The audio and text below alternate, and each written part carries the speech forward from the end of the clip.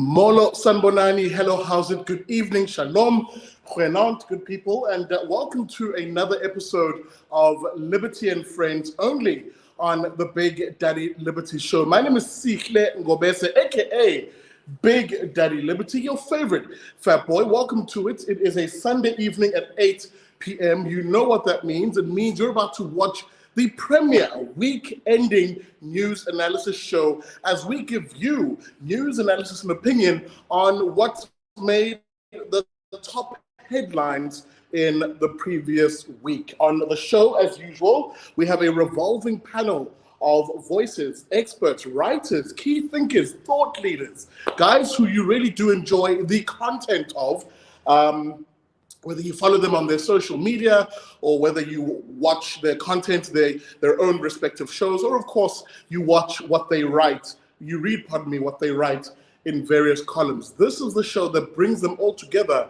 and you hear the analysis that you'll never hear anywhere else but here. Welcome to it. You guys know what it is. Hit that like button, people. The only price of admission here on the BDL show on Liberty and Friends is you just hitting that like button. It's become super important for you guys to do this, especially as Facebook is now actually restricting this page. It's restricting and shadow banning this content. So you hitting that like button, especially if you're watching on Facebook, and sharing the content will allow us to get this show out to the broad audience that it used to have, and it should be growing, but it isn't because of good old Facebook censors. An announcement is coming pretty soon to that regard as I look to migrate a lot of my content to other platforms, because as I see the writing on the wall, hey man, that Silicon Valley mafia is literally coming after this show. So I'm not going to dilly-dally around on that. I'm actually going to start preparing, and you can find me on other platforms. Speaking about other platforms, if you want to support the work that I do, if you want to support this channel, especially as we look to rebrand and grow into something a lot more, let me not spoil it. Let me just say something very exciting is coming in February next year. If you're looking to support that, then all that information is in the descriptor of this video. So with that being said, let's get straight into it. Remember, on this show, we bring on a revolving door, a mixed panel, if you will, of thinkers, ordinary South Africans to your extraordinary South Africans who help us unpack the news week that was. To that effect, let me bring on my first guest. If you see me looking this way often, my control panel is just to my right, your left. So bear with me if I look like a scene from Michael Jackson's Thriller. See Big Daddy sometimes doing this the whole time. No, I'm not going to turn into a werewolf. I'm still me. With that being said, welcome to it. As I once again said, please smash that like button. Do it right now. Hit that like button, corner manje. It helps get this show out. Speaking about getting a particular voice out, here's a chap who's been on the show before. I always say this about him at the beginning of any intro, is that he is my go-to guy for all things guns, firearms, and hey, self-defense related. I'm talking, of course, about the host of the Paratus.info show. There he is on screen, Gideon Joubert. Good evening, Gideon. Welcome to LNF. Good evening, Sishle and viewers and everyone else. And so much pre-entry good evening to the guests as well. It's always fun to be here, and it's great to be back. Brother, it is always good to have you on the show. Speaking about someone who it is often very, very, very good to have on the show, I would argue one of the more premier libertarian voices in the country, definitely a troller of many a leftist on social media. I'm talking, of course, about the host of the Manpatria podcast, Dumo Denga. There he is on screen. Dumo, good evening. Welcome to LNF. Hi, CK. Thanks for having me on. It's always good to be on here, and I'm looking forward to having a great discussion. Absolutely. Dumo, of course, can be found at the Manpatria podcast. That's Manpatria podcast. Search them out on YouTube. Make sure you hit that like button and subscribe to his channel. I hear, Dumo, a very interesting episode is going to premiere tomorrow. Y'all broke something down. What can people expect? Yeah, man, we're going to be talking about Carl Rittenhouse. And let's just say a lot of opinions were discussed there, and a lot of opinions were changed. Let me put it that way. That sounds particularly good. We'll be looking out for that one as we ourselves have that conversation tonight, and linking it, of course, to the notion of universal, or rather what I consider a universal God-given right to self-defense, where firearms are a useful tool in that regard. Carl Rittenhouse is literally the champion that we needed in that regard, but we'll get into that a little later. Let me introduce the rest of the panel tonight. A new face, but also at the same time, not quite new either, because you've seen her on the show before when I do my open mic sessions, when I open the show up to you. Because remember, Liberty and Friends is a wholly interactive show. You, dear viewer, are part of the show through the various comments that flight on the bottom of the screen, and of course your questions when you get them in. And occasionally, when I have that open mic show, you've seen this young lady who I'm just waiting for her to get on camera so I can bring her on, Nolu Maki. There she is on cam. Nolu, good evening and welcome to LNF. Good evening, Sihle, and thank you for having me. I can't wait. Excellent. It is very, very good to have you. Of course, Nolu is a marketing expert guru. She's someone who I might be leaning on as I talk about rebranding the show. That should have been a trigger word for her. Lefties identify with the notion of triggering people. Nolu, we're going to break that down tonight on the show. And last but not least for now, one of my other guests is just running a bit late, but until we do bring him on, let me bring on the head honcho over at the Freedom Advocacy Network. Remember those chaps from FAN who you've seen on this show before? There he is, Herman Pretorius, another familiar face. Herman, good evening. Good evening, all. I must say, I can't help but stress every time you start giving these CVs and glowing introductions to these guests. I'm like, just, whoa. I mean, it's just a privilege to be with these people. So thank you for having me on. Absolutely, my brother. Absolutely great to have you on. The last panelist, of course, will be Unzuzo Kati, one part of the trio over at Manpatria. He's just running a bit late, and he'll join us in a while. Just a reminder before we kick off this conversation tonight, hit that like button. Please keep my engagement over 50%. Whether you hit the like or the dislike button, keep my engagement over 50%. I see my numbers growing. They're not quite where they need to be. Get my engagement up, people. Get my like buttons. With that being said, something I definitely liked and which I saw over this past week, and really I've already alluded to, is the Kyle Rittenhouse trial, and specifically that verdict, Gideon, of innocent of all 5 charges against him. So it's not really a surprising verdict, to be honest. And I think this has been said often enough by people in the know that's followed the details very closely over the past year. Nor is the fact that he's been put on trial and it's been heavily politicized really remarkable. It is, I think, the fear of every single person, regardless of where they live in the world, that should they act in self-defense, should the defensive action result in the death of one or more perpetrators or aggressors or assailants, what you want to call them, that you will in all likelihood be subjected to full due process. I was subjected to full due process after my defensive shooting. It was a lot less antagonistic than what happened to Mr. Rittenhouse. What happened to him was probably the worst thing that can happen to you after defensive shooting, in the sense that you're in a highly emotionally charged, highly politicized aftermath, and you have to be extraordinarily careful how you conduct yourself in order to, you've now won the fight, you've survived for the people who are trying to kill you. Now you have to legally survive the consequences that come thereafter. And you will literally sit in a very expensive court case, and possibly one of the highest courts in the land, in the case of America, of a jury of 12 people that will have, in his case, about 3 days to deliberate on decisions he had to make in a couple of tenths of a second. And that's generally what a defensive situation is. And when we talk about especially armed self-defense, your first principle is evasion and avoidance. which he did demonstrate he attempted to do. If you are pursued, at some point you might be forced into a confrontation, which he then handled, and then obviously his actions were dissected. What I find interesting is that many people are, for various reasons, keen to dismiss the background of the people who attacked him.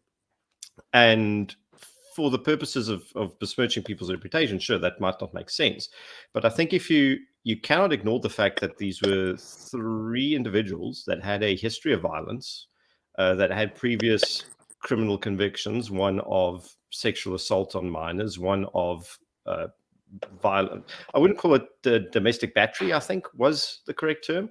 And I can't remember quite the third guy's charges, but they do have a history of violence, and you could be rehabilitated, but ultimately that's also an indicator of potential future behavior.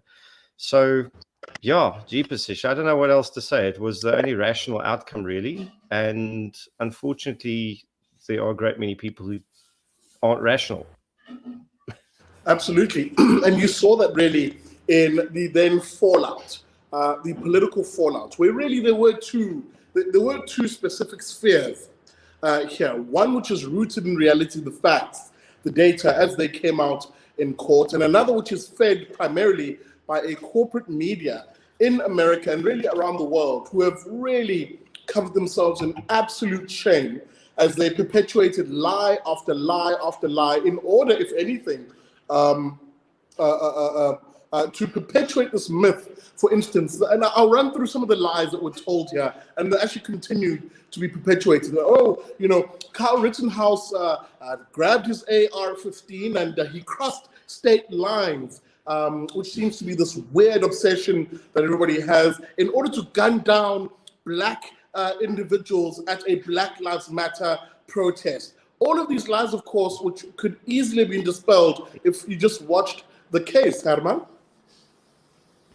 Yeah, no, absolutely. When you said that the mainstream media covered themselves in shame, I thought you were going to start with another word that starts with an S and an H, because that really was the standard of the news coverage here. And I think it probably the most disgusting example. Have we just lost Big Daddy? Okay, well, that is a disaster. But I think that one of the biggest shames, one of the really biggest examples of this thing just going to drive people to extremes was the Independent newspaper in the UK, where the summary at the top, you've got these 3 bullet points of a story, and the summary of at the top was so narrative based rather than fact based that it said there Mr. Rittenhouse had killed 3 black men, and I mean the claim was that he killed people at a BLM Black Lives Matter protest. Debate.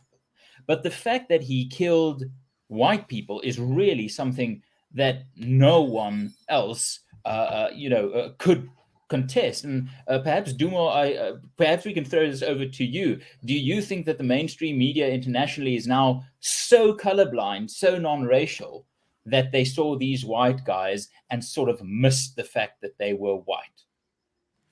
Well, I don't know. I think they were just... I don't know. I mean, maybe they're so desperate to make black people the victims that even when white people get killed, they just say, well, they were black in some way. I remember... I remember there was one guy. What did he say? I think it was Stephen King. Not Stephen King. Sorry, I'm thinking. I forgot his name. But he said, X, Sean King. That's the guy. Yeah, Sean King. That's the one. He said that Joseph Rosenbaum, he gets a pass to say the N word, because basically posthumously, by the way. Yes, he's dead. But I was like, really. So without trying to without steering clear of the other. There's an N-word in our midst. Nolu, what do you think that's the N-word I was alluding to? Smart. I don't play this game. What was your take on the whole thing? Firstly, I didn't know lawyers can be that pathetic. I didn't know that they can really, really be pathetic like that, because all the stuff that were coming up that were irrelevant, and they were really digging into something that was not there. So for me, that one, I'm not a lawyer, but my brain, with my marketing brain and a strategist, I could see this is just pathetic and it's nonsense.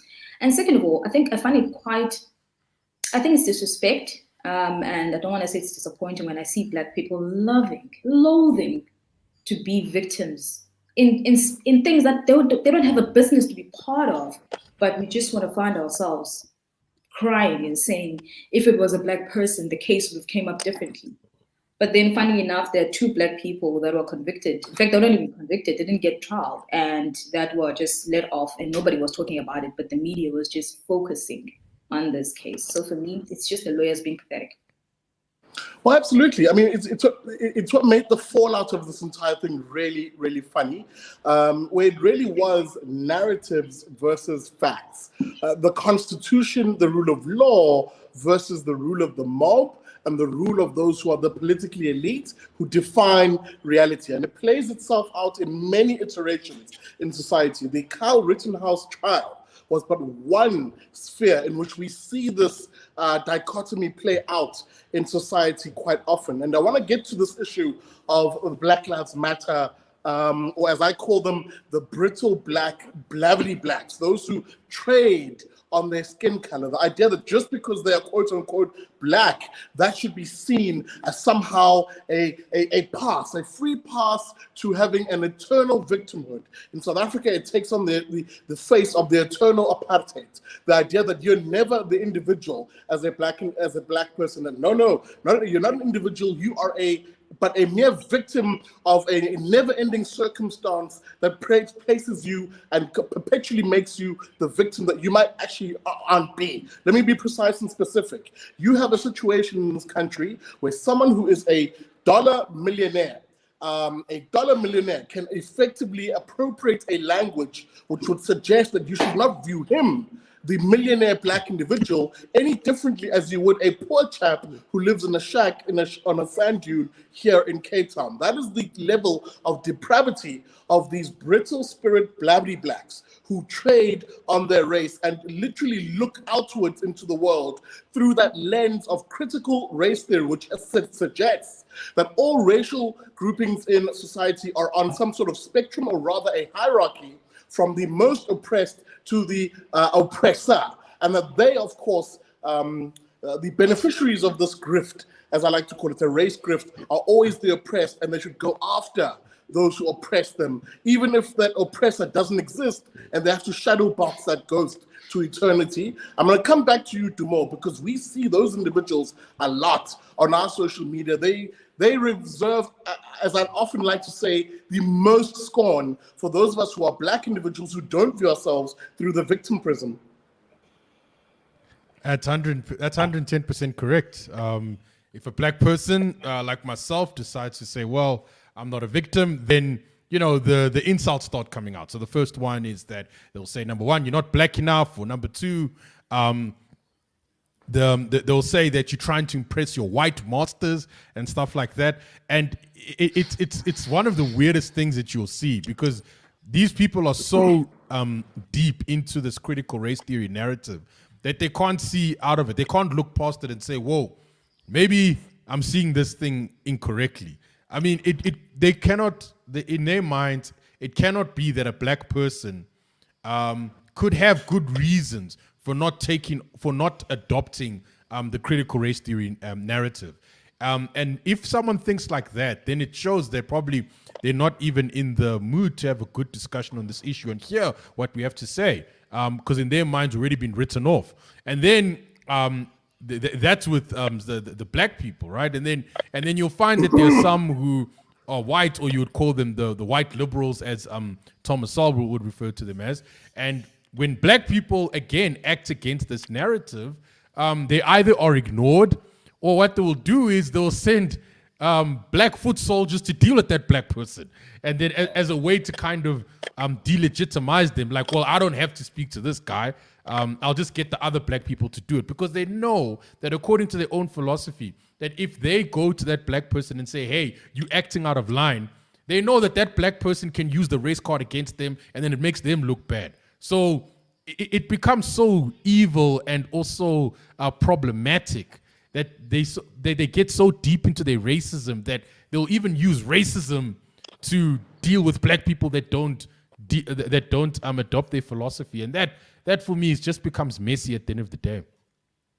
And of course, it goes a step further here. And I'm going to get to the notion of self-defense in a moment, because that is the other notion that came under attack in this country, or pardon me, in that country rather, pardon me, by their left, who are wholly opposed to the notion that any individual can look after their own life, liberty, and property rights. And why I said this country, that little Freudian slip, was because actually it does touch on what we are facing as South Africans too, here in this country, where the same left, insofar as a leftist political elite in this country, who in most cases imported some of their ideas from the American left and actually sent some of theirs over that side of the world. It's the one export and import actually that does work, that seems to work and isn't trapped on ships waiting on just outside harbors in America. But effectively, we're seeing the same rhetoric waft into the South African political leftist lexicon, insofar as the suggestion that how dare you, dear individual, how dare you, in particular you, the faith, flag, family, and freedom type South African, wants to protect your life, your liberty, and your property rights. In America, it happened insofar as the riots that broke out in the name of Black Lives Matter and, of course, Antifa in parts of the country like Portland et al. Here in South Africa, we saw it play out in a very violent and vicious way in those July riots. And, of course, in our everyday life experience with 50 plus South Africans murdered on a day-to-day basis, yet still, under those circumstances, you have a asshat police minister suggest and even promulgate or try to promulgate legislation that would remove our ability, Gideon, to defend ourselves with firearms. And that's absolutely spot on. That's exactly the thing. And I've always said, and I think you may buy into this, and some of your panelists might buy into it, but you're always the first responder to your personal emergency. There's nobody who's going to be there before you. How you're equipped mentally, attitude-wise, skills-wise, equipment-wise, to deal with whatever that emergency may be can literally make the difference between life and death in those seconds and minutes that you have to deal with the situation. Now, when it comes to self-defense in the 20th and 21st century, I think it's uncontested that the firearm is the most effective defensive force projection tool that we presently as ordinary people have access to. And with the correct training and the correct attitude, it can be highly effective, even for people that are physically infirm, elderly, weak, disabled, or otherwise. Now, there is this ideological war on people owning these things, especially ordinary civilians. And today, again, I was sort of confronted with the reality that the same people who want me to be disarmed themselves subscribe to armed response. So they're quite happy to defer this responsibility to some poor bastard who's earning minimum wage on minimum training, usually poorly equipped by some, bottom line chasing private security company. Not all of them are like this, but many are. And this poor guy now has to put his life on the line to come save you at 3 a.m., outnumbered and outgunned for maybe like 7,000 Rand a month. And you don't see that as reprehensible. You don't want to look after yourself, and you don't want other people to look after themselves either. And the authority that you will entrust for confiscating their guns and ammunition when you eventually get your ban through Parliament is the same South African police service that the past week lost 700 guns that Fidelity handed into them, that came out in that constitutional court case where they have no idea where these things are, and where the million plus odd rounds of ammunition that was under SAP's guard in Durban went missing during the riots in July is still unaccounted for. And there's some very juicy things that I've heard, but that I cannot confirm. That's the authority that they are entrusting with enforcing civilian disarmament. And without waffling on about this, I have a hypothesis that the woke left, if I can call them that, have a very unhealthy relationship with the idea of self-defense, because they do not respect the concept of personal boundaries. And the hardest personal boundary that you can enforce is your bodily integrity, or rather that you refuse to allow someone else to violate that bodily integrity by attacking you. And because many of them demonstrate a strange type of psychosis, they might be terrified of the idea that should they act out violently, because they're violent people, you see them burning cities down, you see their discourse, that they might have to face real consequences for such violence, and they might not be comfortable knowing that there are people out there who could do that. Absolutely. And with that being said, we're heading to that 30-minute mark here on the Big Daddy Liberty Show. Remember, this is the one and only long format show that I have. It is a minimum of 90 minutes. Often I sometimes ask my guests during the broadcast to indulge me for a bit of extra time if it is going really, really well. We're at that 30-minute mark. Welcome to it. This is Liberty and Friends. My name is Sihle Ngobese, aka Big Daddy Liberty. In the house, namhlanje, in the house today, we have Gideon Joubert, who's the host of Paratus.info, Dumo Denga, the host of Manpatria podcast. Make sure you find them on their social media. Herman Pretorius, who's at the helm of the Freedom Advocacy Network. They release quite a lot of content too. Make sure you look out for their short vids that often explain this, that, or a third of issues all related to freedom and liberty. Nolu, Maki, marketing specialist. And of course, last but not least, I'm going to add him to the stream. There he is, Nzuzo Kati. Finally joining us. Nzuzo, good evening. Welcome to LNF. You're muted, Nzuzo. Oh, okay. Good evening, Sihle, and good evening to the panelists. Thank you for having me on the show. I apologize to all of you guys for being late. Just had to attend to a family meeting, sort of. But yeah, thank you for letting me come onto the show. Was it an actual family meeting, or did Cyril Ramaphosa say some nonsense again? I was also definitely not. It was no, definitely it's a family meeting. Ramaphosa had nothing to do with that. Shout out to you, homie. Good to have you on the show. We've just covered primarily the issue of the Kyle Rittenhouse trial. Again, it was always going to be a cursory look, guys. We're not going to focus that much on international things, but I felt it important to raise this issue because it wafts down to us as South Africans insofar as the notion of self-defense, a principle which I argue is a God-given universal right. It's not given to us by the state. It's not given to us by politicians. It's given to us by God.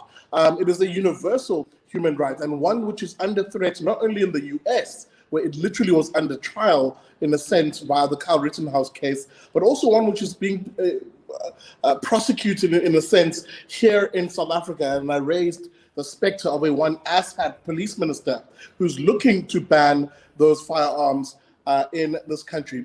And I want to come back to this conversation because I think it transitions very nicely into the crime statistics that we then saw this week by said asshats who appeared before your television screens initially with a weird smile on his face, as if this was about to be good news, and then quickly realizing as he was delivering the numbers that, oh, heck, and maybe he read the room to an extent, that the stats, which were recording incidents of crime reported between June and September, were not looking rosy at all. I must come to you, Gideon, once again, because, again, we're not going to go through them with a fine-tooth comb, but there are certain categories of crime which are absolutely frightening to see how we have no control over, or the state in itself has no control over.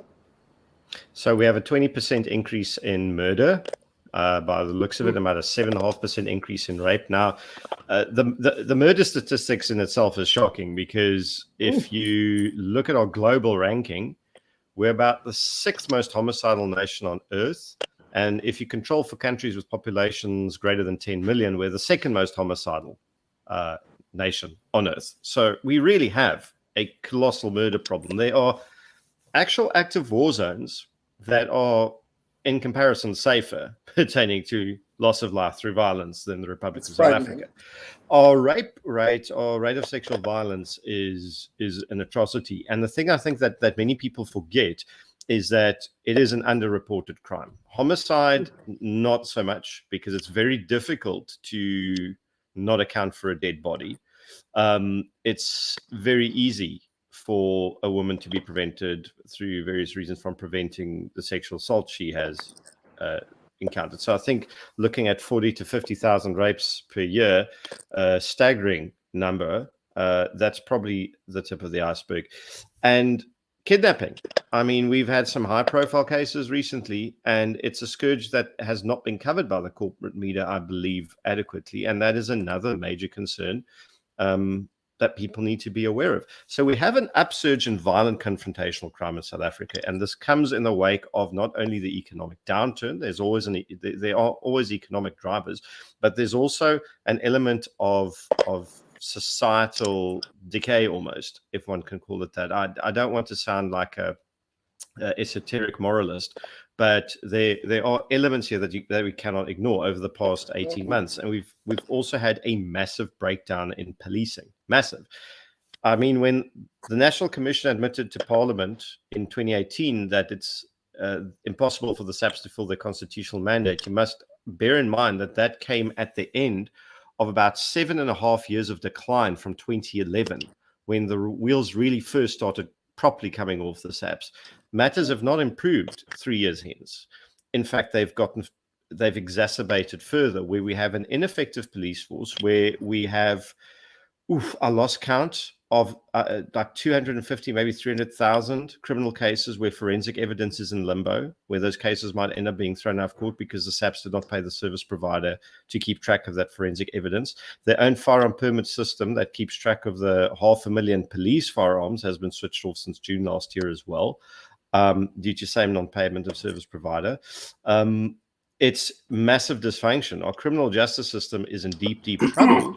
And when crime and violence is cheap, when there are no meaningful consequences for it, you will have an overindulgence in it. And unfortunately, and this is not trying to sound like a vigilante, this is the reality of it, unless citizens start making it expensive for violent criminal predators to be violent, that we are really the first and the last line of defense at the moment.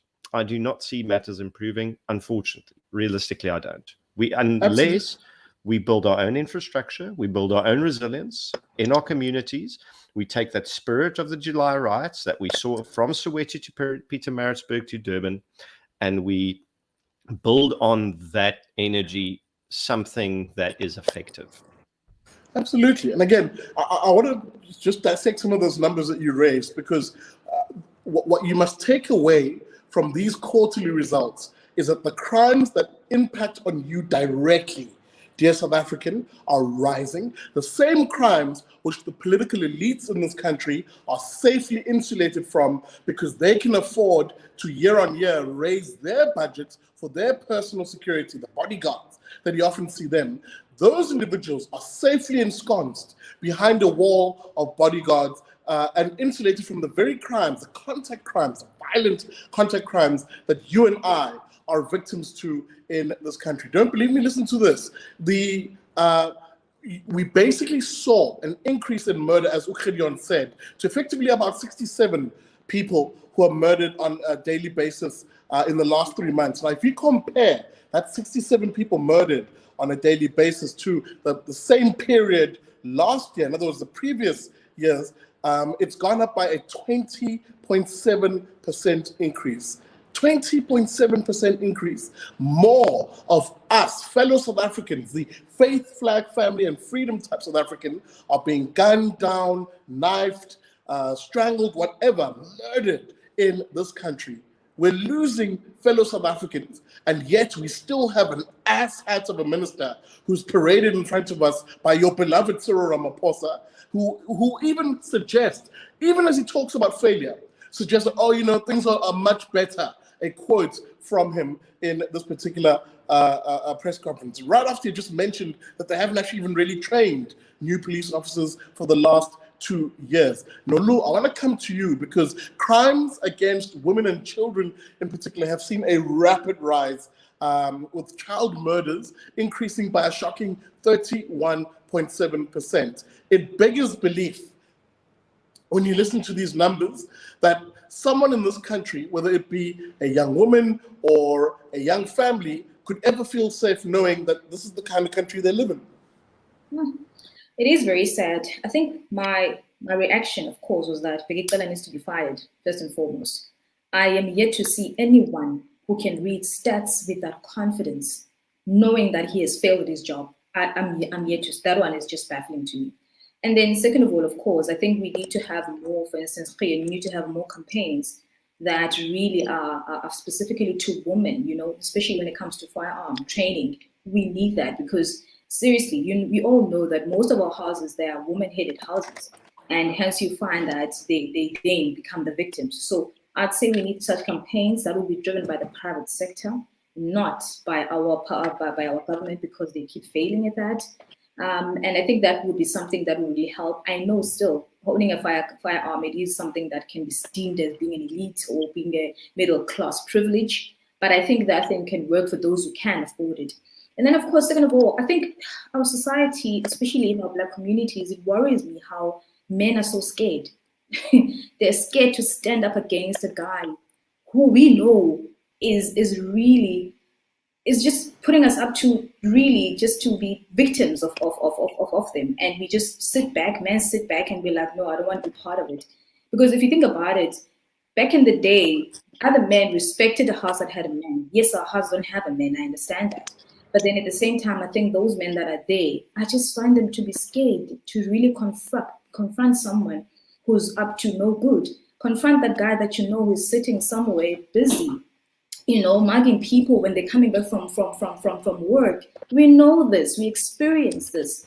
But my thing is that I'm just seeing men are scared to confront other men when they're doing nonsense in our communities. Because at the end of the day, as Gideon have said, we need to take it upon ourselves. And we know that as women, it's one of our biggest limitations that we can't fight men as much as we can be empowered in other sectors. And that's where I found even the feminist movement to be a problem, because now men, they want to withdraw back and put women in front. How? Why? Because men, for most parts, were known to be the one that fight the bad guys. And we need to really just bring that back in our Black communities, because now it's the bad guys who are in charge of our communities, especially in the Black communities. It's sad. You can't even walk in daylight because some idiot will want your phone, So for me, I think I'd love just to call for men to rise up in our communities. We can't continue like this. Campaigns for us to own guns as women as well. Well, Nzuzo, I was about to say, Nolu raises a very important point. Because, for example, if I link it to what Gideon said, you saw that. You saw what happens when the honorable men of a community stand up and actually defend a community, defend life, liberty, and property rights. You saw what happens more effectively when those same men are empowered with firearms, a force multiplier, which acts as a very important deterrent to any would-be criminal. It basically tells any criminal, listen, there is a very high price to be paid if you try and ganga here, if you try and mess around in this particular neighborhood. But let me go one step further. It's important also in light of the fact that this is a conversation to be had around asking the question, where are the fellas in our communities? 105 rapes a day, Zozo, if you break down the numbers in this particular quarterly review. There is a very big crisis of men and masculinity, the lack thereof in our communities. Yes, Sihle, I think you spot on there. There is a lack of masculinity in our communities, but I think it's encouraged by the government, which continues to increase the welfare state and essentially taking authority away from men and becoming the authority figure within the household, And on top of that, you're encouraged by a government that says it's going to protect you, but as Gideon said, the police services, it's incompetent, it has a lack of skills, lack of resources, and it cannot do anything. Me and Dumo was speaking yesterday that, apparently the police service only solves about 2% of its crimes. That's a very shocking number. It's a very sad number. It's a stat that should not be in any way associated with South Africa. And I'm still shocked that Bekele is still part of the police service. He's still a minister of police because he's shocking at his job. But definitely, the lack of masculinity, the authority figures have been removed. And, the courts, as well as the government, is taking over the authority within communities. But the problem is that the government is never there. That's the problem. You take away authority from the men and you say you're going to give it to government, but government is not there to raise kids. Government is not there to protect the household from crime. The government is not there to actually feed these families, because I don't care, you know, the welfare system might be there, but it's only 400 rand. A man can go and have 2 jobs and be able to actually get, you know, 2 incomes, which can be 4 times as much as that. But yet we still encourage things like just giving someone 400 rand or 350 rand, or a family income card that has now been proposed by the very welfare advocates in our government. And that's the problem. You keep on encouraging the authority figures to be removed from the household. You replace them with an incompetent and uncaring government. And this is the problem you have. You have many men in our community now that are growing up, that are boys in men's bodies. They're unable to actually have social intelligence. They're unable to grow out of their immature minds, and as such, they still remain as kids. Therefore, they keep on robbing, keep on engaging in crimes across the community, and actually being the very people that terrorize the community, and not the people that are actually supposed to protect the community. I think that, and the problem is that when you have a community that also looks to government every single time, you know, when a pothole needs to be fixed, when a robot is not working, when, you know, the simple things, garbage collection. So you always complain about the amount of garbage in the urban townships that keep on piling up, and people not actually taking the initiative to do so. It's the small little things that men need to start doing to actually make a change in society. They can see after the July riots, you could see that there's no government that's there to protect us. We need to protect our own. As Gideon says, we need to start getting our own firearms and protecting ourselves and our communities. And it starts with the small things: knowing your neighbor, helping your neighbor with whatever they need, picking up the garbage. Those small little things. It doesn't have to be you now being a community leader. You know, being a Herman Mashaba. You know, it doesn't have to, just those little small things. And it's the little small things that can help the next guy next door. You can start with things being. You can start with you know, helping the kids that go to school who don't have any transport, you know, putting them in one bus or putting them in a van, putting them in one van in the morning, and then taking them to school and coming back. It's just simple things, just trying to be of assistance rather than loafing around, you know, in the townships and just sitting and waiting for government to give you a 400 rand grant. That's the issue that we have nowadays. But, you know, just going back to also the police thing, it's so difficult as someone who also works in the justice system, is when you see how in the lack of skills and resources in the police system, it really hurts the justice system, because we can't actually solve crimes as prosecutors, as the courts, because I can't even read a statement. Like when Dumo was even telling me, these guys can't even write their own statements. Like you go to the police station and you have to, they ask you to write the statements. Like, and then after that, when you actually bring the statement to court, the judge is like, what the hell am I reading? This doesn't make sense. And he throws the case out. And then after that, you look at the evidence that's actually collected, it's inaccurate. It doesn't make sense. It's not enough. It's either in it, and it becomes inadmissible and it gets thrown out.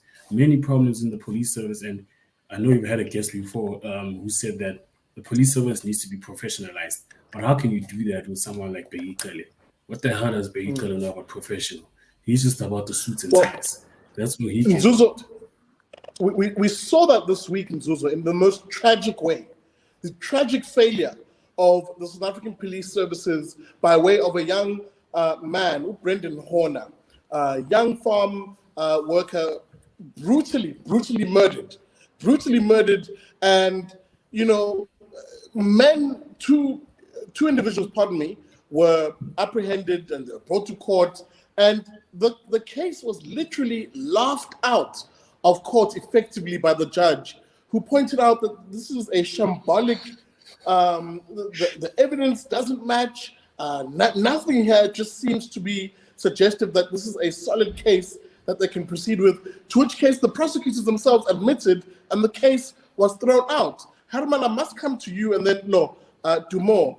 It's these cases. I mean, Brendan, unfortunately, is symptomatic of thousands of South Africans who face the exact same thing, where there is absolutely no justice in this country, damn it. If you are a poor individual, there's absolutely no justice for you. And at the heart of it is a failure of the police to fulfill the one function of state, which is actually legitimate, which is law enforcement and upholding the rule of law. Yeah, let me say a controversial thing. Black lives don't matter. To Beki Cele and this government, black lives don't matter. The political hashtag is very convenient. You jump onto that and you attack, whatever country.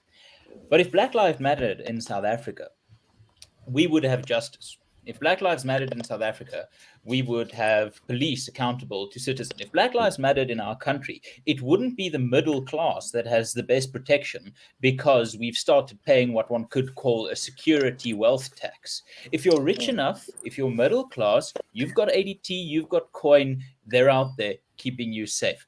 The people who rely on Beki Cele are the poor people. And in South Africa, those are black people. 92% of South Africans' poor people are black. So I'm sorry to say it, but to this government, this black government, black lives don't matter. And whenever they jump onto that narrative on social media, on Twitter, let me not name names, but it sounds a lot like Shakila Mbalula. Whenever any asshole dares come forward with that sort of narrative, call them out on it. Call them out and ask them, what have you done? What the hell have you done to prove that you believe Black Lives Matter? And if they refer you to something pre-1996, just laugh them out of every single room you find them. What have you done for us since? It really is a question of, if you wanted Black lives to matter, you'd show it. You'd show it. You'd make police people not only skilled and well-resourced, you'd make them accountable. You'd make it possible for communities to actually have a say in how the police should police these areas. But now you've got this police system, which is essentially a cadre deployment system en masse.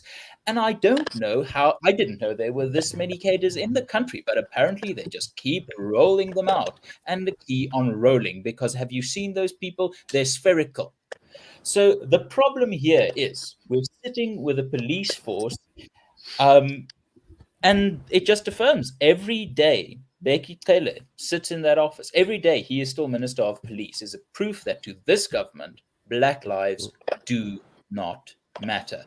And if they want to actually do something useful, in about 4 days from today, it's the 16 days of activism against women and child abuse. How about for those 16 days, we make it easier for women to get gun licenses? How about for those 16 days, we make it easier for women to get self-defense lessons? How about for those 16 days, we actually fix street lights? My word, a basic thing like a street light can stop a rape, can stop a murder. But every street light you see that isn't working, and every day Beki Cele is in office, is proof that this government, Black lives do not matter. I can add one extra to that, because unfortunately, not only are you damn right, human life, period, doesn't matter to any of the political elites in this country. They scoff it off. They scoff your life off as nothing but an inconvenience. The only like thing Brendan only Horner. to be used as a vote, or something to be fleeced of tax money. That is the extent of the value of your life in South Africa. It's either you are a vote, if you're a poor individual, or if you happen to be lucky enough to be in the middle class, you're nothing more than a tax digit that benefits the elites in this country. Dumo, I must come to you because it transitions us smoothly into another topic which is linked to this. Again, it brings us back to the July riots. Currently, the South African Human Rights Commission, that cesspool of ANC cadres, is in KZN, Durban, holding public hearings, it would seem, trying to look into supposedly the root causes of the July riots. But so far, if one has been watching these particular, not the televised live, but if you've been paying attention to these particular hearings that they're holding, it does seem like the narrative that is being grinded out here is more in line with the rhetoric that we heard of an anti-Indian, anti-minority, racist agenda, where effectively we're being told, we're being dribbled, if anything, to focus more on the 33 deaths slash alleged murders that happened in the community of Phoenix, and to ignore the over 300, mostly black lives, if one was to play that game, that were snuffed out at the hands of, effectively, a Zuma riot that was instigated by the ANC here. It seems as though, as is also suggested in a lovely opinion piece by Jaundiced Eye, that's William Saunderson Mayer. I really encourage you to look it up. It's titled The SHRC's Phoenix Charade, where he lays out a very well-written piece around, it seems very amusing, in a sick kind of way, that the feminist, a minister, and a recycled politician who head up this Human Rights Commission seem more interested in prosecuting the my evil Indians narrative than actually looking at the truth of what caused those riots. Right. I think, yeah, what you mentioned now is 110% correct. And I think given this, what the South African Human Rights Commission is trying to do, they're only focusing on a small portion of the injustice. So obviously there were 33 people that were killed during the Phoenix incidents. And yes, we're not saying that they should be ignored, but to focus on that and ignore all the other atrocities that have been committed, I think for me is being very disingenuous. This is politically motivated, like the Rittenhouse trial. I think that what they're trying to effectively do is put the Phoenix incident in a different light, so that in future, people kind of forget about what actually happened in July and what happened with regards to the riots. But again, I mean, I don't think people are going to take this seriously, in my opinion, because people are not stupid. People. I mean, as you mentioned, Jaundiced Eye wrote this paper, and I think that he is voicing a lot of what people are feeling at this point in time. And I think that, again, it just shows the disconnect that the government has with the people. I mean, these guys, I mean, the July incident was so massive. I mean, it spread all the way to Gauteng, and it started in KZN. Billions in damages were accumulated. And, the only thing that they can focus on is what happened in Phoenix. That's very problematic. And also at the same time, I mean, when will the government actually wake up and just say, look, I mean, this is something that we should be taking more seriously. But now one would say maybe they have. That's why they called it a failed insurrection. And I'm like, what, an insurrection? I mean, Armin Zuzo even said, he wished it was an insurrection. It's not an insurrection. We all know it wasn't an insurrection. But this is the thing. They so far away from everything that even when they do suggest what happened or when they give their opinion on what actually happens, it's like it's a fairy tale that they're giving us. And I just think for me, this is like the Human Rights Commission inquiry into this. I mean, it's a waste of time and a waste of money at the end of the day, because a lot of people who suffer damages and everything like that are going to look at it and say, well, it seems that if the person that damaged my property was Indian, then probably my case would be taken more seriously. But because they weren't Indian, or most of them were blacks or whatever, then now nothing's going to happen. And that for me is a slap in the face, really. Now, guys, I must indicate how this registers on a very personal and almost emotional level, because I am a Durbanite. I live in Durban. Umlazi is my home.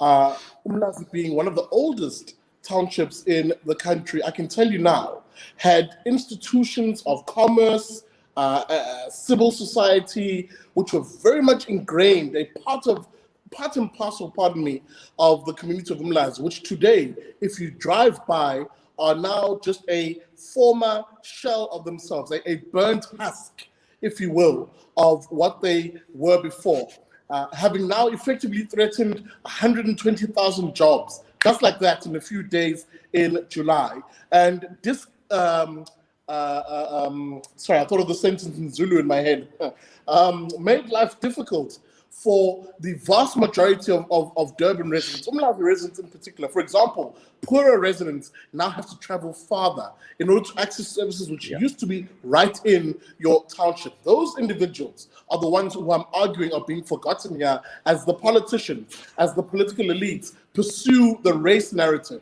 the evil Indians narrative that we're beginning to see being grinded out here. Gideon, let me come to you, and then to I see you, Herman. I just want to read an excerpt from this, just to show how this particular Human Rights Commission inquiry was almost doomed from the start. Joan Desai, in his piece, basically says the inquiry's stated objectives are actually quite revealing. He writes, the first aim of this hopelessly, underpowered team is to, quote, establish the causes of the unrest. Also, to determine the cause of the racially motivated attacks, the cause of any lapses in law enforcement, and of course, the, quote, role played by social, economic, spatial, and political factors. There you go, Gideon, the race grift, as usual. When all else fails by the political elites, they'll gravitate towards race as the convenient scapegoat for all things in society. Well, it's the hallmark of a panicked regime that has, lost control of its own structures, as demonstrated by the fact that they can't pay their own employees. They now, after the election, sit, I suppose, what is it, about 900 ward councillors they need to find jobs for. And I mean, they can't all be CIT robbers. I mean, that's a bit of a oversaturated industry at this stage. But it's a witch hunt, but it's a cheap one. I mean, it's not well done. William Saunders in my eyes hits the nail on the head solidly in that piece on Politics Web. And I incidentally encountered it in the wild in a free copy of the Weekend Argus yesterday. So it has definitely circulated around, and it's a case of deflect, deny, gaslight, redirect the argument, or rather the non-debate, into an entirely new direction in order to get rid of or rather obfuscate the failures of the state.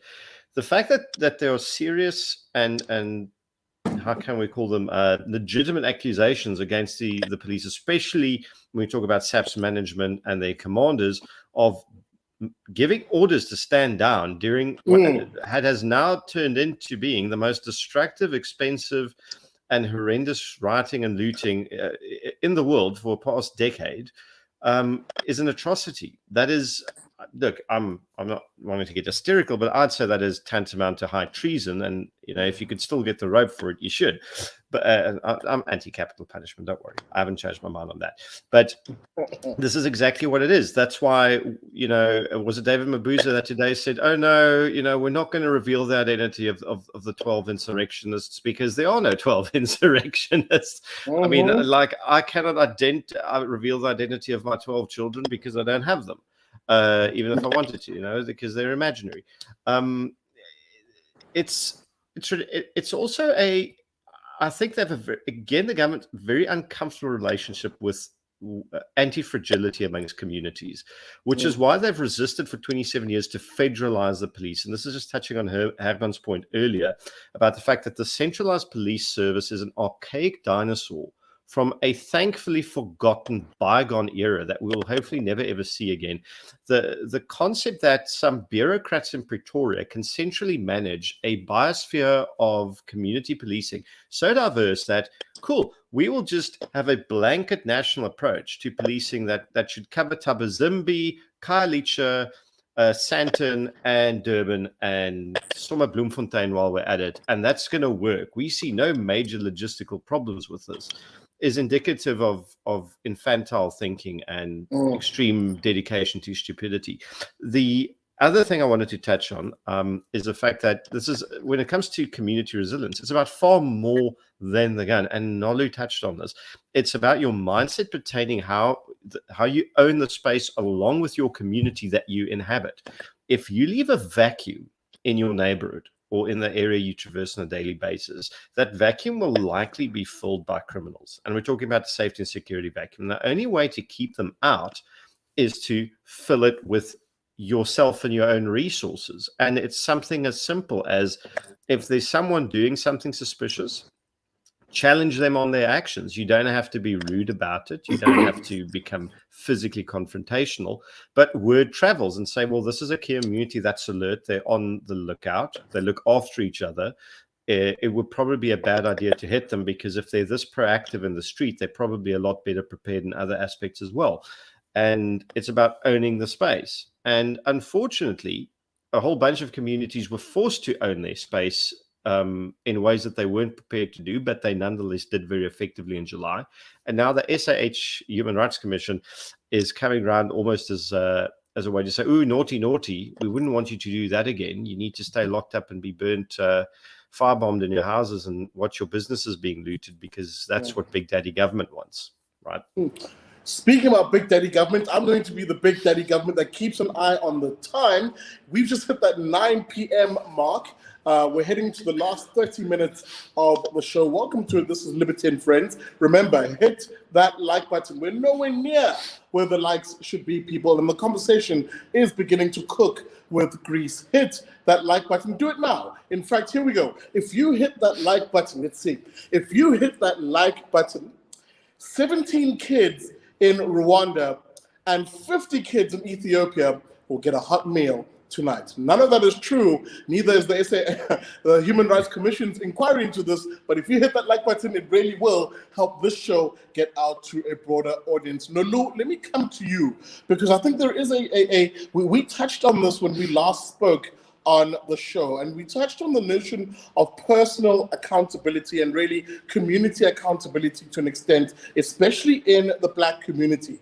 It beggars belief that you can have a political elite in this country who are so keen on avoiding that conversation. That is, you have a Human Rights Commission who is so keen on avoiding the conversation around personal accountability in Black communities, because we've got to remember, of the almost 350 people who died during those July riots, the Zuma riots, if anything, the overwhelming majority, if not every single one of those persons, was a Black individual killed at the hands of other Black individuals. We're avoiding that conversation, pardon me, in order to scapegoat a minority, Indian individuals in Durban, or pardon me, Indian communities, pardon me, in Durban. And for me, there's a slight disconnect here, and one which is almost fundamentally just dishonest. Yeah, true. I think I remember when this whole thing was all so hot going on. And I remember debating with a few people on Twitter and asking them the question that, and I remember Gates and McKenzie was saying that, what is the point of you're crying about people that are hungry, who are busy just looting? And for me, I think one of the things that changed this whole narrative is when our people were painted as poor people. Meaning that for me, I think it was a first way or an easy way out from holding them accountable in saying that just because you're poor does not mean you have the right to go and disturb someone's business there. I remember a friend of mine, very close to me, her business in Joubert, they took all of her stuff supplies, all of them. And it's a small business, you know. And I remember she was furious, you know, and she didn't even have an insurance for it. It's a small business, of course. So that's number one for me. And I think for me, that's when I knew that there is no way that this case will go anywhere. I know how our government actually is. And also number two, say imagine you fail to actually hold people accountable or to hold yourselves accountable as a government. How much more would you have rights to hold other people accountable? By that I mean, if the government will honestly look at this case, obviously truth will come out that they failed. They failed to make sure that this whole thing didn't go as further as it went. So for me, I think it's their way of protecting their butts, as usual, because they don't want to talk about the truth, the fact that all of you are not supposed to be in power right now. Because in that spare of the moment, that was really a sensitive time where we saw black on black violence, that all the elites, they are protecting because they know that was the trueness of who we are. I'm not saying who we are as black people, but that is what happens when this whole character of not being accounted for our action, it's a ripple effect of that. It starts from the top and it goes down to our communities. So for me, I think that it still makes me furious. I don't really want to go in depth into it, but that's number one. And number two, I'm not even surprised the fact that it was turned out to be race, because, you know, when you are lazy and you don't know how to really take care and govern, that's the only thing you're going to talk about. And guess what?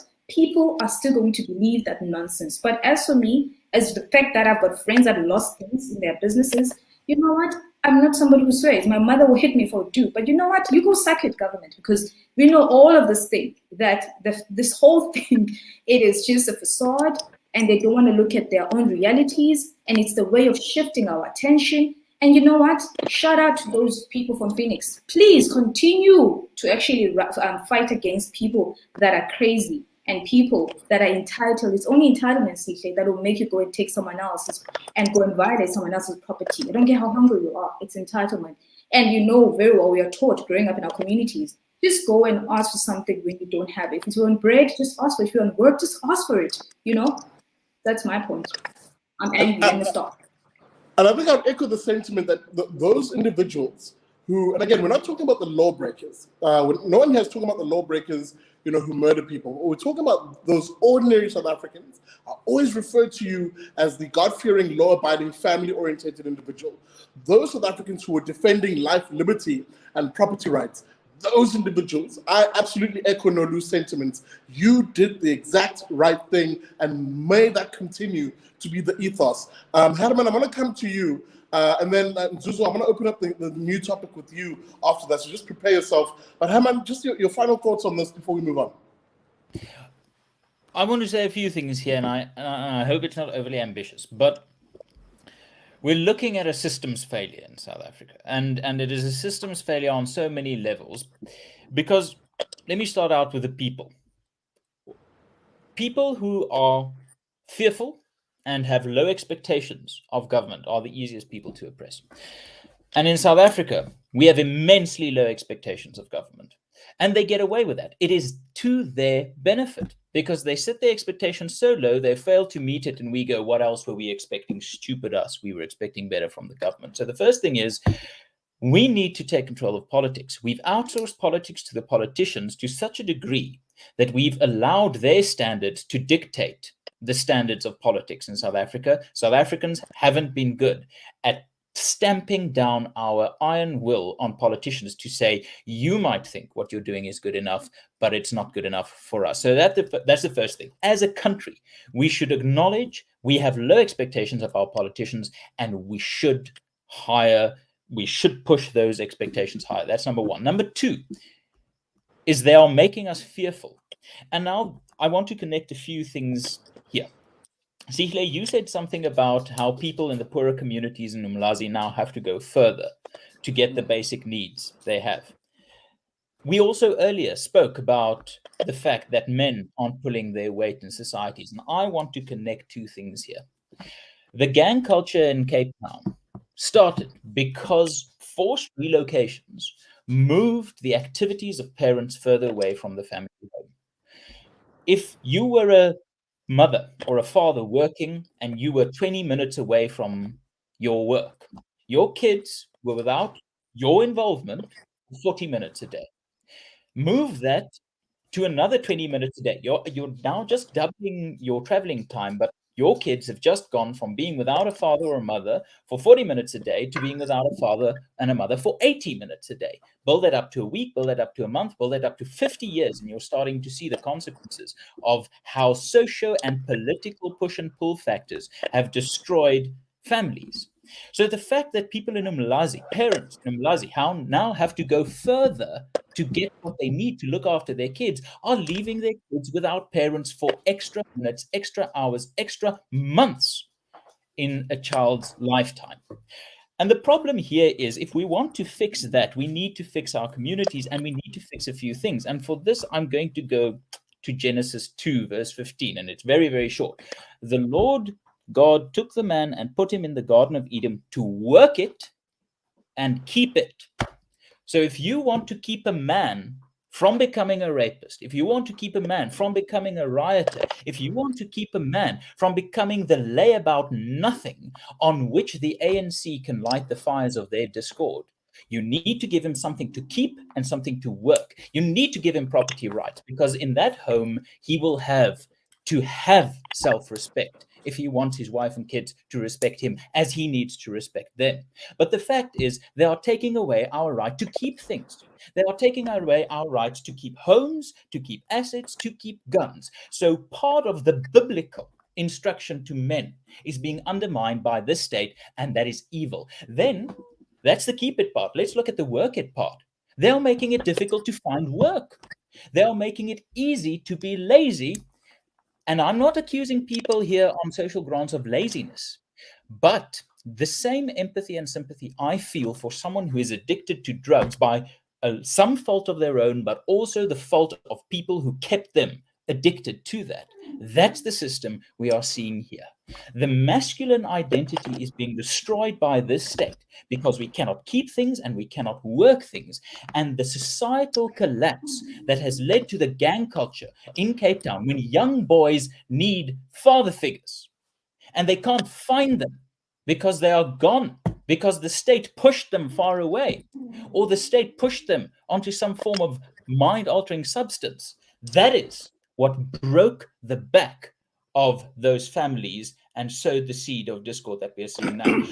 If we're going to look at these things, we have to up our expectations of government. We have to say, not suck it, but something that rhymes with it to the government and the fear they are trying to instill in us. And we simply have to understand that there are societal pressures that can push back harder than any government can. And I'm starting to feel the time is right. There's nothing as potent as an idea whose time has come. And I think we are very, very close to that time for the idea of saying, you know, Mr. Government, I will pay you my taxes if you could stop doing anything.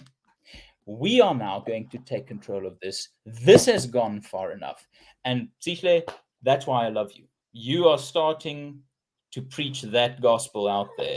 And if I get carried away, it's because this is what it's all about.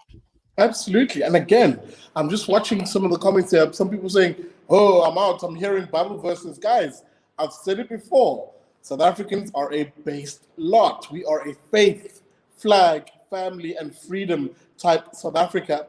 So hearing Herman quoting from the book of Bereshit or Genesis in Torah or the Bible should not come as a surprise to you.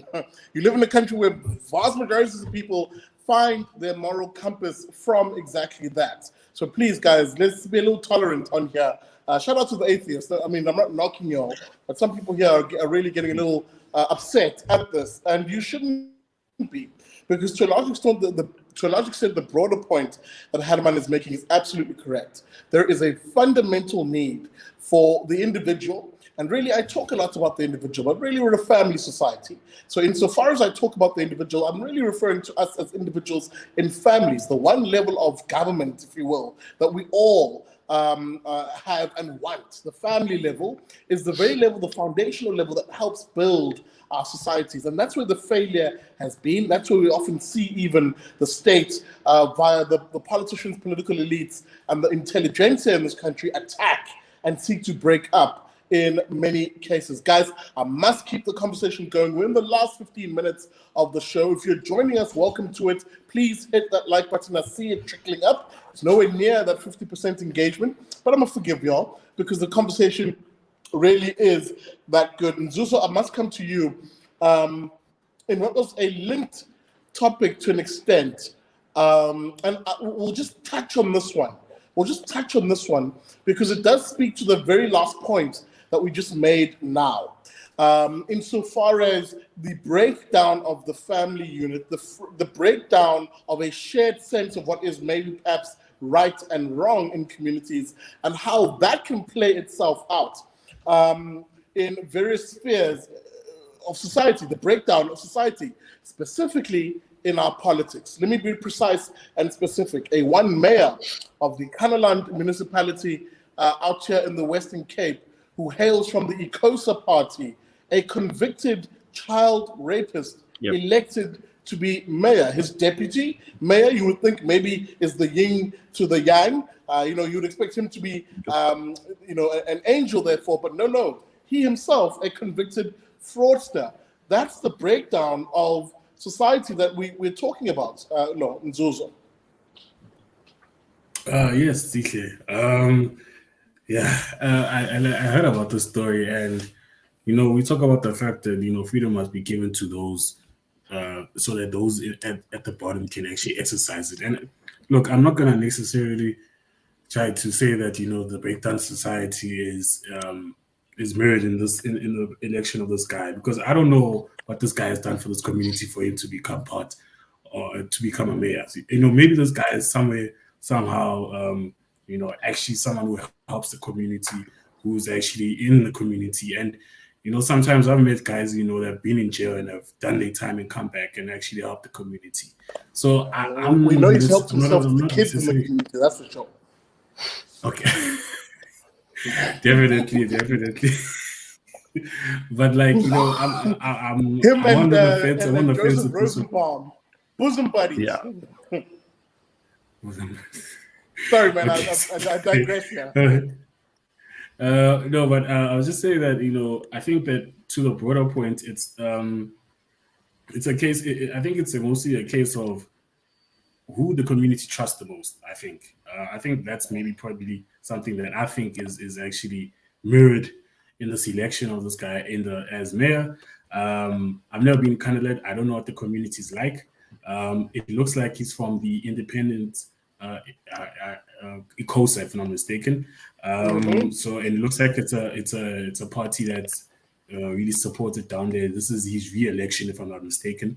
Therefore, it seems like the community actually has faith in him. I mean, he was able to beat out the ANC and the DA.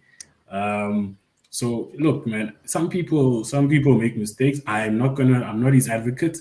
I'm not here trying to protect him or defend him in any way, sort of form. I think the community there has its own reasons. They're the ones that put in the votes. They're the ones that wanted him as mayor, and we got to understand and look actually to them as to why why they elected this guy. I always said that some people's decisions do not make sense, but it makes sense to them. I think it doesn't matter what's the who's the like. It doesn't really matter. At some point, it doesn't matter what's the best decision, but actually who makes the best decision. And for me, I think that's the epitome of freedom. It's the freedom. Yeah, it's the freedom. Freedom is to allow someone to do what they want to do, even if you are in deep contrast to what they're actually doing or in disagreement with what they're doing. I think that's freedom. So I think that we cannot impose the breakdown of the family or the community to this. We got to understand what's actually happening on the ground. But to the bigger point, I think that the breakdown of society in South Africa and the breakdown of family really is so heartbreaking, because it's so you see these kids grow up, especially like both for a boy needs some sort of role models that he can be like. He doesn't know what a man looks like, and he can only get that from a child, from his father. And a girl, it's the only way she can see what a true man's love is from her father. The only way you can, and that's how important a father is in the community. And we don't see that in South Africa. We see just kids. Many kids in South Africa were not supposed to be born. I'll say it. Many kids in South Africa are going through life without even understanding where the roots are, and I think that that's something that we have to deal with quickly. But when it comes to this matter, look, guys, I know it's not the most favorite or most favorable answer to give, but I think that we need to understand actually from the horse why they chose it and what are their motivations for doing so. So yeah.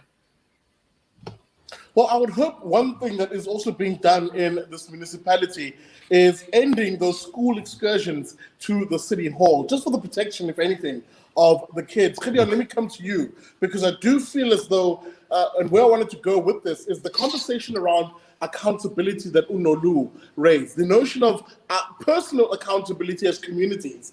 We initially raised this topic via the lens of the July riots, how there is just a desperate attempt by the political elites, because they're wanting to play the race game, specifically the targeting of racial minorities, how there is therefore a lack of personal accountability of how 300 mostly black individuals died at the hands of black people who were incited by black politicians at that particular July riot. And I want to translate that same poor accountability to us broadly as voting South Africans in this country by using this ECOSA example. And again, I do agree with Nzuzu. We don't know, for instance, whether the voters knew of this guy's background. We don't know that. So I'm not saying that they necessarily voted knowing that this guy has this. This could very well be a revelation for even those voters who might go, oh, yikes, this guy has this criminal past. We don't know that. But it does speak to perhaps the broader point I'm trying to grind out here, which is we simply don't interrogate the people who we then make the political leadership in this country. How else, for example, does a character like a Julius Malema ascend to the throne? How else, for example, does a character like Ubaba Two Heads himself, Jacob Zuma, ascend to the throne? If it not for a poor sense of a vetting by the electorate in this country who make these sort of mistakes and think, meh, nothing of it. So I've got a glass half full and glass completely empty, broken and on fire take on this. And I just have to say Herman's soliloquy was wonderful. It was one of the most incredible things I've heard all week, actually all month. So Herman, more of that, please. Regarding, okay, I might be a bit considerably more uncharitable than Nzuzo, and I'll explain why. So we have a problem in this country with regards to electing absolute reprehensible pieces of excrement into public office, the worst of the worst. We're talking rapists, murderers, child abusers, child rapists. There is no crime too despicable that will prevent someone from being elected to public office in this country. And unfortunately, we have seen sufficient examples thereof. The positive thing is that I think only 13% of the voting age public actually voted for the ANC in this election. So we haven't quite reached that tipping point where people are embracing alternatives, but they're withholding their vote from the ANC. Before people crap on these guys for not voting for someone else, they're at least not voting for the EFF either. Okay, so they are being, I'd say, more selective pertaining next to whose name they put their cross. But unfortunately, a lot of individual voters are very happy voting for really reprehensible people. And if you look at the psychology of it, let's bring the gang situation back into it. There are communities where very violent gangs operate. Okay, with their gang warfare, they have directly resulted and actually directly murdered grandmothers, children, parents, innocent people in the crossfire and in targeted killings. Okay, they are sadistic psychopaths, sociopaths, whatever you want to call them. Yet when there are police operations targeting these violent criminal scumbags, the community shields them, because there is some strange type of, I don't know if it's Stockholm, I don't know, there's another emotional drive, there's a loyalty where the victims of these reprehensible individuals are actually protecting them from bad consequences and actually support them to a very large degree, even to the extent of perhaps even putting their own lives on the line. It's very much the same as a battered and abused girlfriend or wife or someone.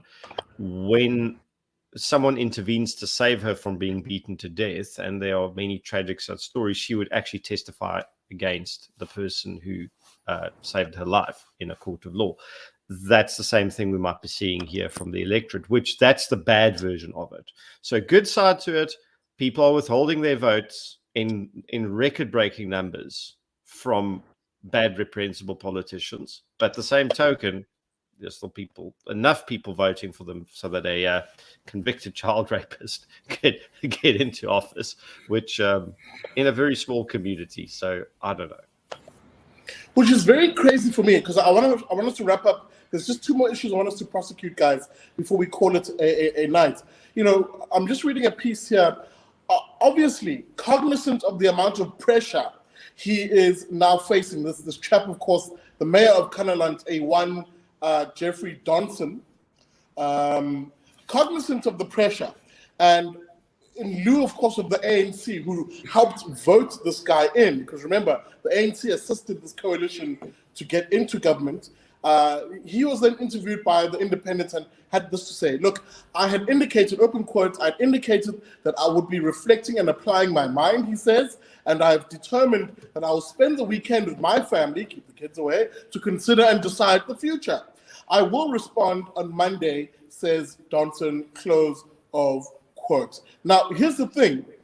There's a lot of pressure on this guy, and I think rightly so. And I do get the impression that perhaps a lot of people didn't know this guy's particular past, given the amount of pressure that is mounting on it. So it is quite encouraging, actually, that there is a groundswell of South Africans who are saying, hell no, not on our watch. So it is interesting to see how he'll respond to this on said Monday tomorrow. I will be keeping an eye on this one, and I'll probably vlog tomorrow on this particular issue. Guys, I want to wrap up here unless someone wants to jump in, because there are two other issues that I think we must get into. Eskom being the most important one, arguably, pardon me, of the last two.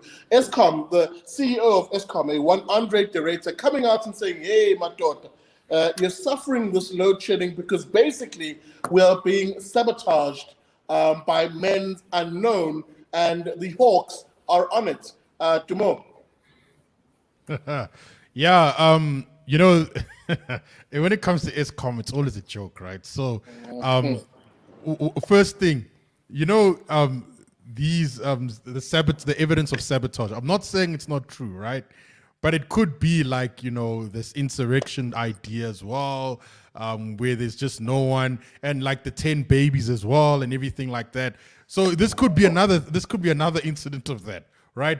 It's like now the load shedding has been going on for so long that people have actually forgotten like why we actually have it in the first place. It's because of the fact that the government or there's not enough capacity, basically. And the government was warned time and time again, you have to increase capacity. And there are other free market ways in which you can increase capacity for electricity so that you don't have these situations. Now that it has been going on, and I don't know if you saw, like I think it was after the elections, then the load shedding occurred, and then everyone was saying, well, and then everyone was getting pissed off, everyone's getting angry. And now they're trying to think of a reason. Now they can't say, well, it's because we didn't increase capacity, because they're gonna look bad. So what do? Well, it was sabotage. Now I'm not saying it's not true, but it just seems awfully convenient. Like, and the Hawks are on it, guys. They're gonna find them. Yeah, okay, right. I'll the wait Hawks for that. themselves are not flying into power lines and getting fried. Exactly. But look, Nolu, let me come to you, because I think Dumo's onto something here. It really has been excuse after excuse after excuse. Because another excuse that came out, hopefully I don't forget it even as I speak, Eskom basically saying, well, another reason this is all happening is because, pardon me, that's not the direction I wanted to go, actually, sorry. The same CEO, in a appearance before Parliament, a portfolio committee, rightly describing Eskom, basically saying, look, you guys are asking me to pull a miracle here. This thing is a dead horse, is the expression he used to describe it. And you're asking me to flog a dead horse. And immediately, Nolu, the people who cannot take accountability, who cannot themselves realize that they have been at the helm of the collapse of the Eskom, namely the ANC politicians, then went after De Ruyter and said, how dare you? In fact, the minister himself went after De Ruyter. How dare you call Eskom a dead horse? Retract that statement. How dare you tell us commies the truth about what we've done? It's a horse that's alive. Just kick 3 times, and then kick your heel 3 times, and it'll take you home. Just sorry for laughing there. Woo. I think first and foremost, I don't want to say what I like, or what we've gotten used to in this country is, first of all, we're just changing faces, right? By changing faces, that we're used to the fact that it was Ramaphosa, it was Zuma, it was all of those different faces. Oh my goodness, let me respect Mandela, but okay. But it was every time we make respect. But that faces, but it's just the same organization that is still giving us the same thing. I respect the current CEO of Eskom, I really do. And I think one person or one particular group that got me so furious, the Black Business Council, when they say he should step down. We all know that he should step down because of, we know where it's going, all of this.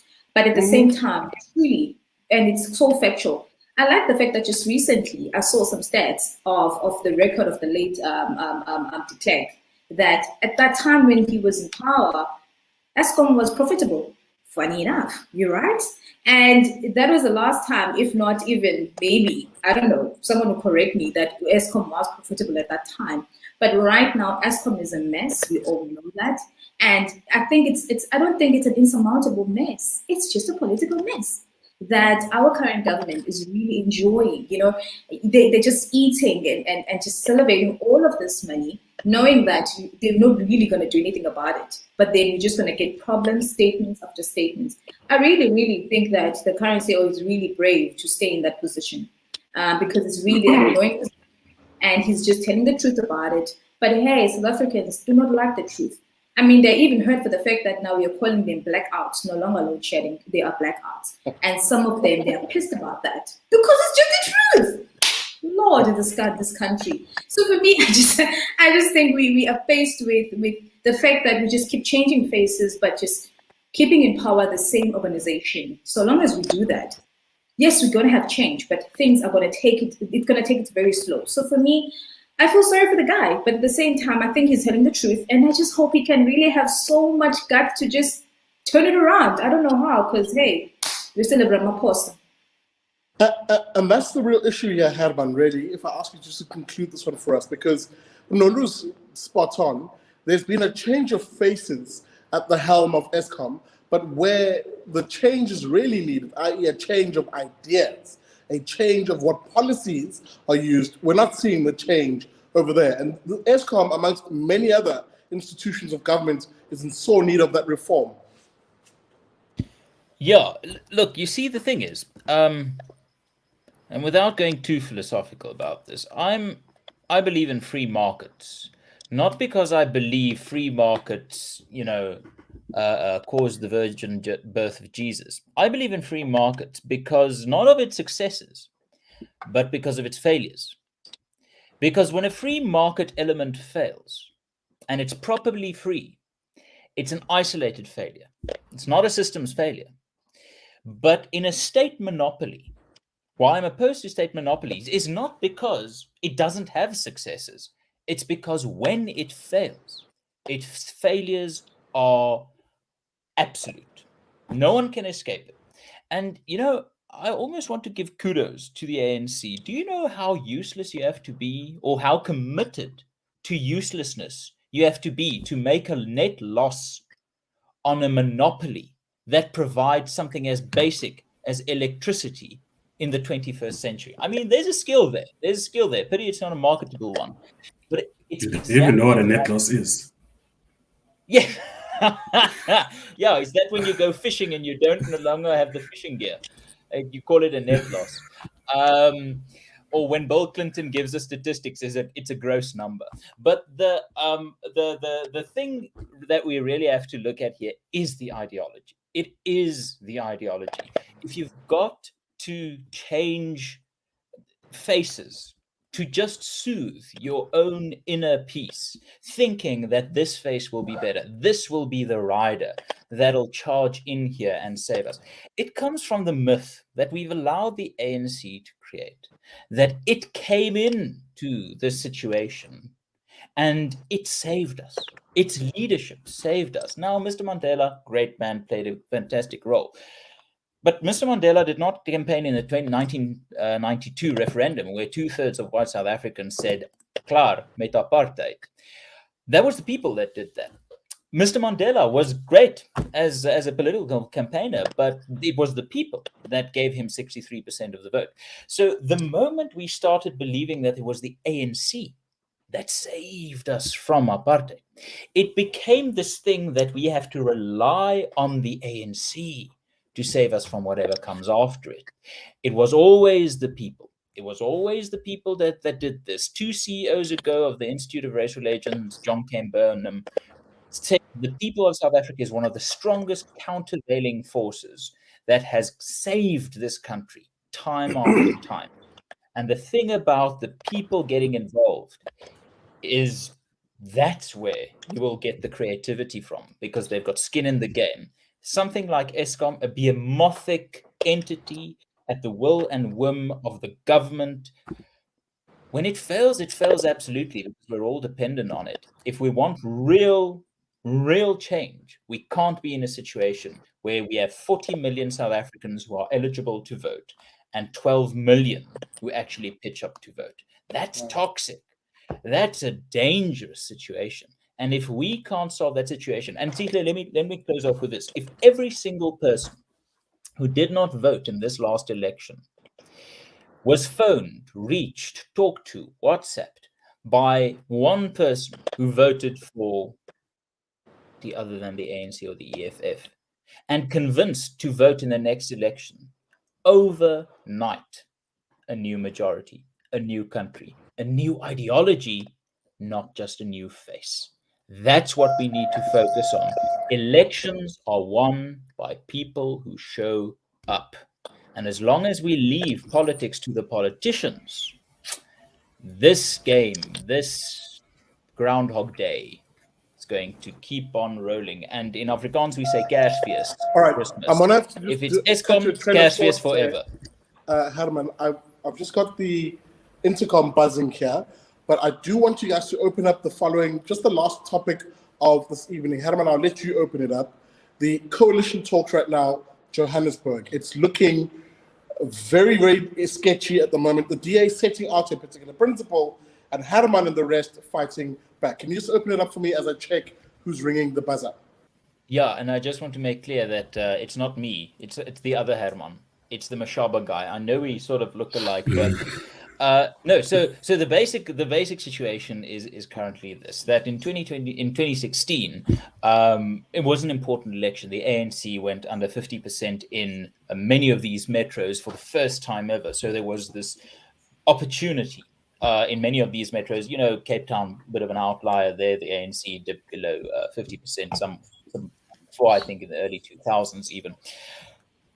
What then happened was that your parties, the DA, ACDP, COPE, Freedom Front Plus, parties that you might call, center-right, if we're going to use that sort of political spectrum, which has its risks, but I think it's clear enough, it gives us enough information to understand what was attempted. Those parties formed coalitions and then tried to get into office, and the EFF played a tactical blinder.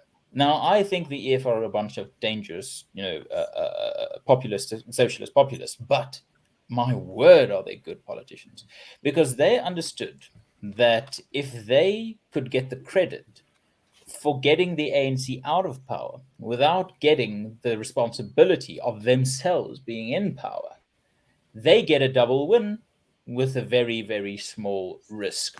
So what they then did is they allowed the DA with its coalition partners to form governments in many of these metros like Tshwane and Johannesburg, and in what we call a supply, a confidence and supply arrangement. Now, a coalition is when there's an official working together where various parties form one team that form a government. This is sort of what happened in 2016. What happened was ACDP, COPE, Freedom Front Plus, IFP, and the DA formed coalitions, and then the EFF supplied that coalition in a confidence and supply arrangement, putting them in power.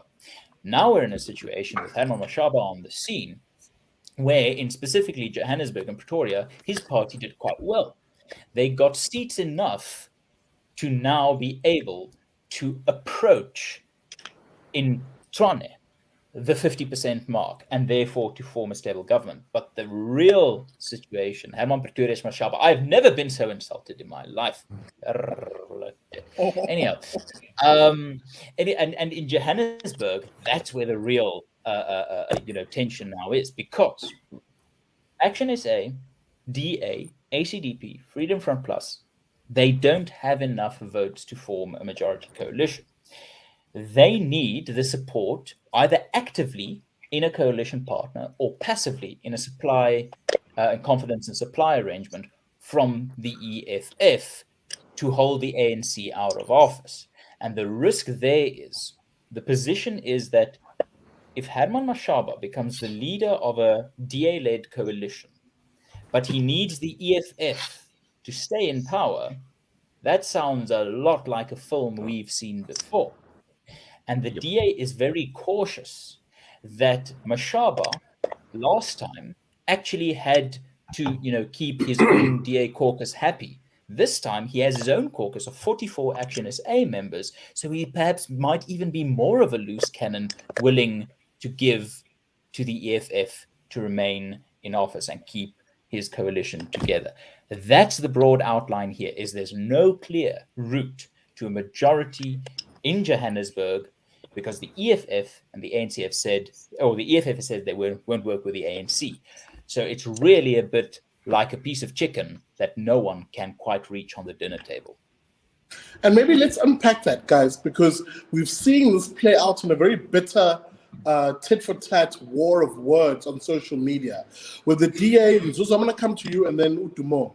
The DA basically sets that particular principle or point, or they call it principle, out, and says, look, we've been frank. This is the DA, of course, speaking, John Steenhuisen. We've been frank from the very beginning to say, look, under no circumstances will we work with the EFF. In Zulu, there's a very nice expression, an idiom, which says, ungalali nenyoka endlini. Do not sleep, do not go to bed when there is a snake in the house. The suggestion being that trusting something that you either A, can't see, or B, know is there, knowing its capacity to strike you, is a foolish thing to do. And as Herman rightly pointed out, the DA is perhaps telling you openly that we've learned from the 2016 mistake of having trusted that same EFF to put us into positions of power, whether it was in Tshwane, Gauteng, Johannesburg, or even PE, to then have that very same EFF, a flip-flopping party that we all know,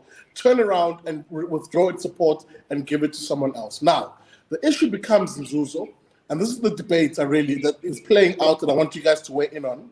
Should the DA give up this principle because a certain doesn't want to be mayor, aspirant mayor, is desperate to be Joburg mayor? In other words, should they give up this principle in order to see Herman become mayor? And, because as their argument is, the Action SA side, no, but, we had said we want to get rid of the ANC at all costs. That seems to be their major argument that they're making. And therefore, the EFF is a viable option for them because of that. Is it really worth the DA giving up on that principle and getting back into an arrangement like this that is dependent on the EFF? Thoughts? Jules? That's a tough question, If they don't, we don't have a council for the next 5 years. If they do, then obviously they go in contrast to their own words. So it's a difficult one. I think that John Sayers is right to say that he doesn't want to get into partnership with the EFF because of previous situation. I just want to put this out there that if this does not go, if this council is not set up within the next 3 months, the provincial government might have to be forced to place the city of Johannesburg under administration. And in terms of Section 139 of the Constitution. And we've seen how that played out in Northwest, in some of the municipalities there. It does not. Services are not done. Services are not executed. They're not delivered to the people that need them, and it becomes chaotic. So, I think that it's always going to come to the last hour. It's always going to come to the last minute. To me, I think that.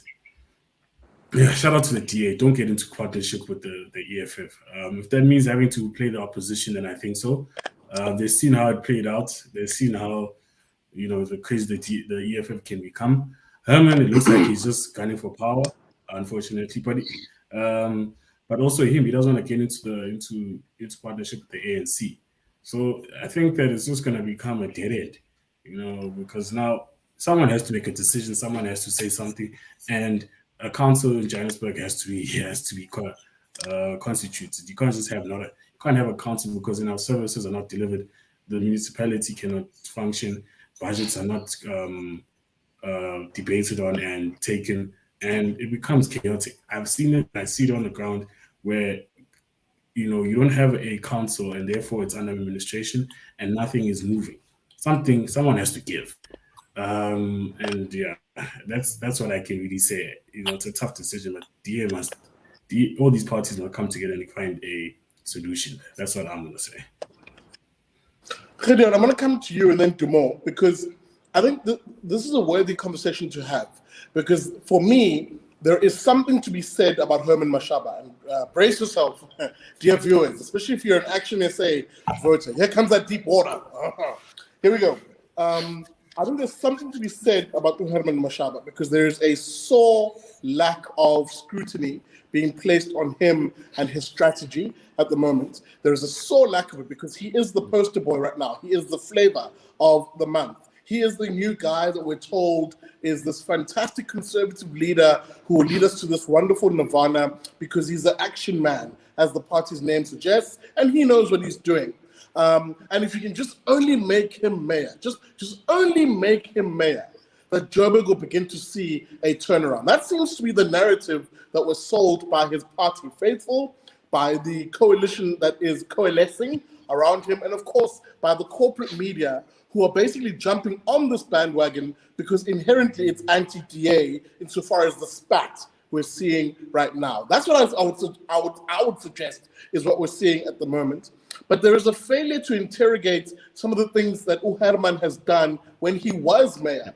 And I think the criticism about him being wagged or having the tail of this EFF that is accountable to no one, that operates outside of government, that doesn't form part of this coalition, effectively wagging the tail of his administration, there's something to be said about how no one interrogated what that brought about in Johannesburg. Did it really bring about this wonderful improvement in service delivery? If you remember back, Gideon, we had I can't think of his name right now, pardon me, Campton Pillay on the show, where Campton himself made it quite clear as a Joburg resident, I did not see, this is his words, I did not see, here on Liberty and Friends, funny enough, he was like, I don't see a discernible improvement in service delivery in real terms, insofar as the traffic lights in Johannesburg still don't work, the billing system in Johannesburg still doesn't work, a lot of basic things that a municipality should be doing are still in disarray, yet we're being sold this narrative that Herman Mashaba was a fantastic mayor. What's going on here, Gideon? Is reality beginning to meet Herman Mashaba's aspirations for that seat, that mayoral chain? Is reality beginning to meet a perhaps delusion? I think definitely so. And I do recall a great many of complaints about a lack of service delivery under his stewardship when he was mayor. And I mean, again, it's not really surprising. I inherently distrust personality cults, because if you scratch them just a little bit underneath the surface, you tend to find a narcissist, right? And they don't tend to be very reliable in positions of power authority in general. It's a character trait. So when it comes to Mr. Mashaba himself, I think the DA deciding to not entertain his aspirations is a rational, safe, principled decision. He has a unfortunate sort of tendency to rekindle this love affair with the EFF, which never made sense to me. And I think with regards to everything he does, he overpromises and he underdelivers, as opposed to doing the other way around. Another thing that raises the hair on the back of my neck is when someone says we have to achieve something or do XYZ at all costs. I'm like, not really. I think we've seen over the past 18 plus months what the concept of at all costs tends to get you, and it gets you ruination and misery and a whole bunch of other things you didn't initially think you wanted. Getting rid of the ANC at all costs, no.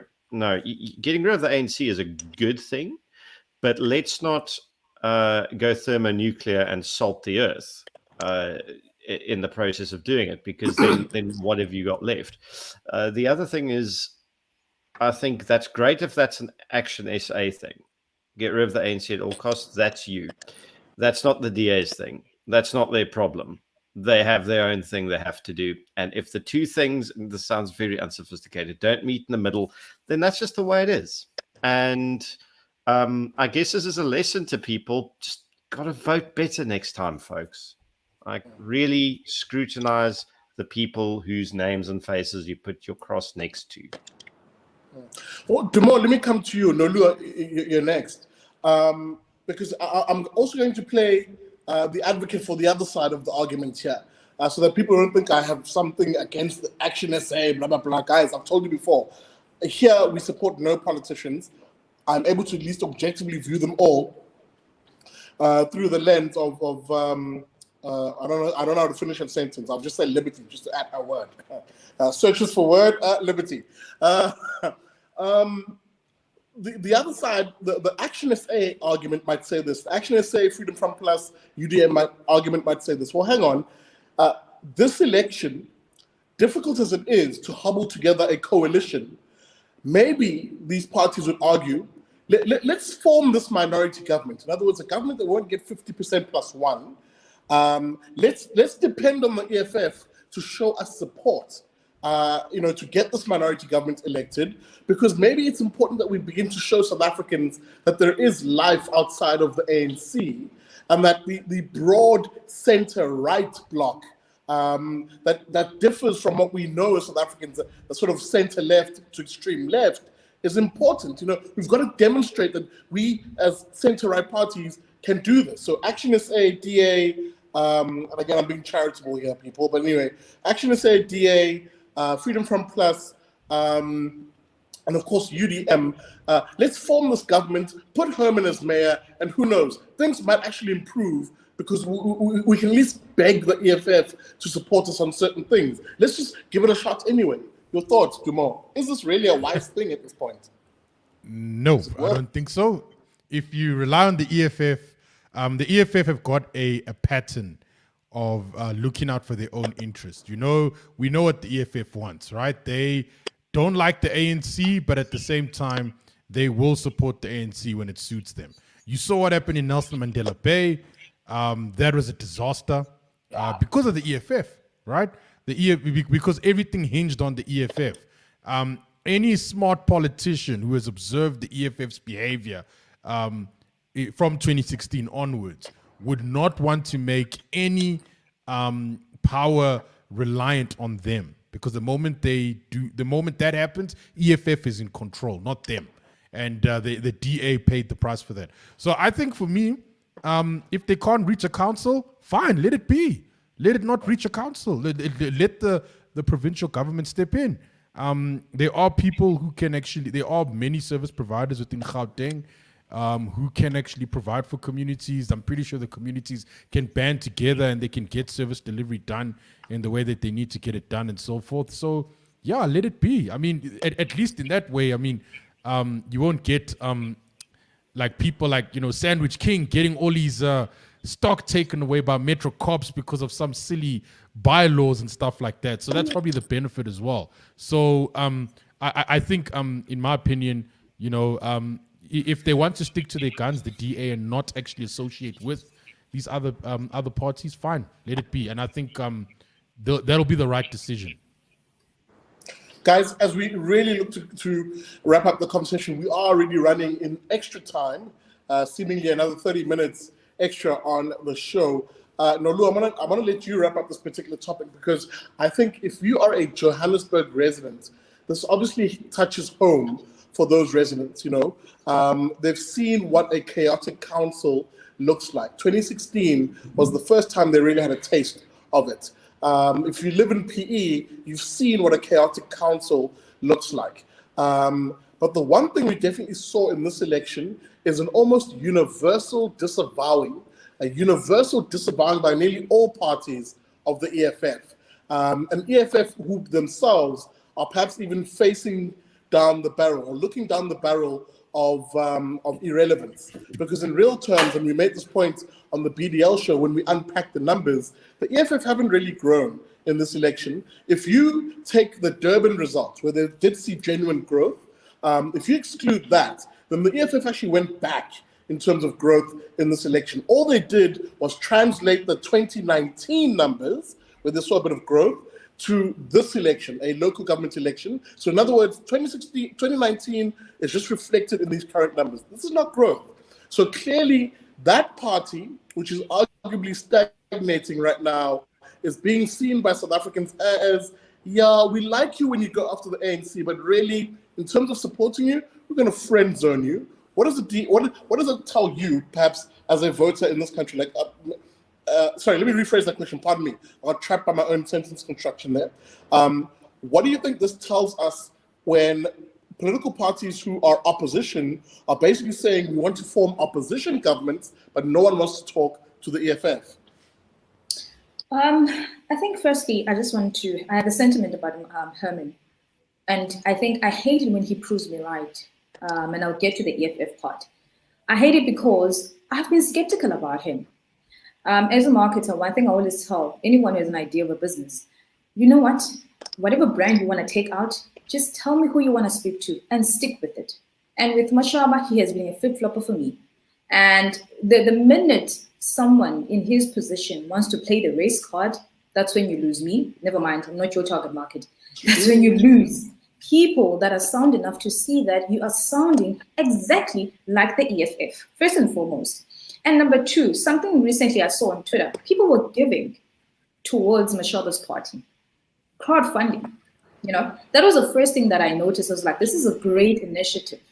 But what I see also just to add on to that Mashaba is really power hungry.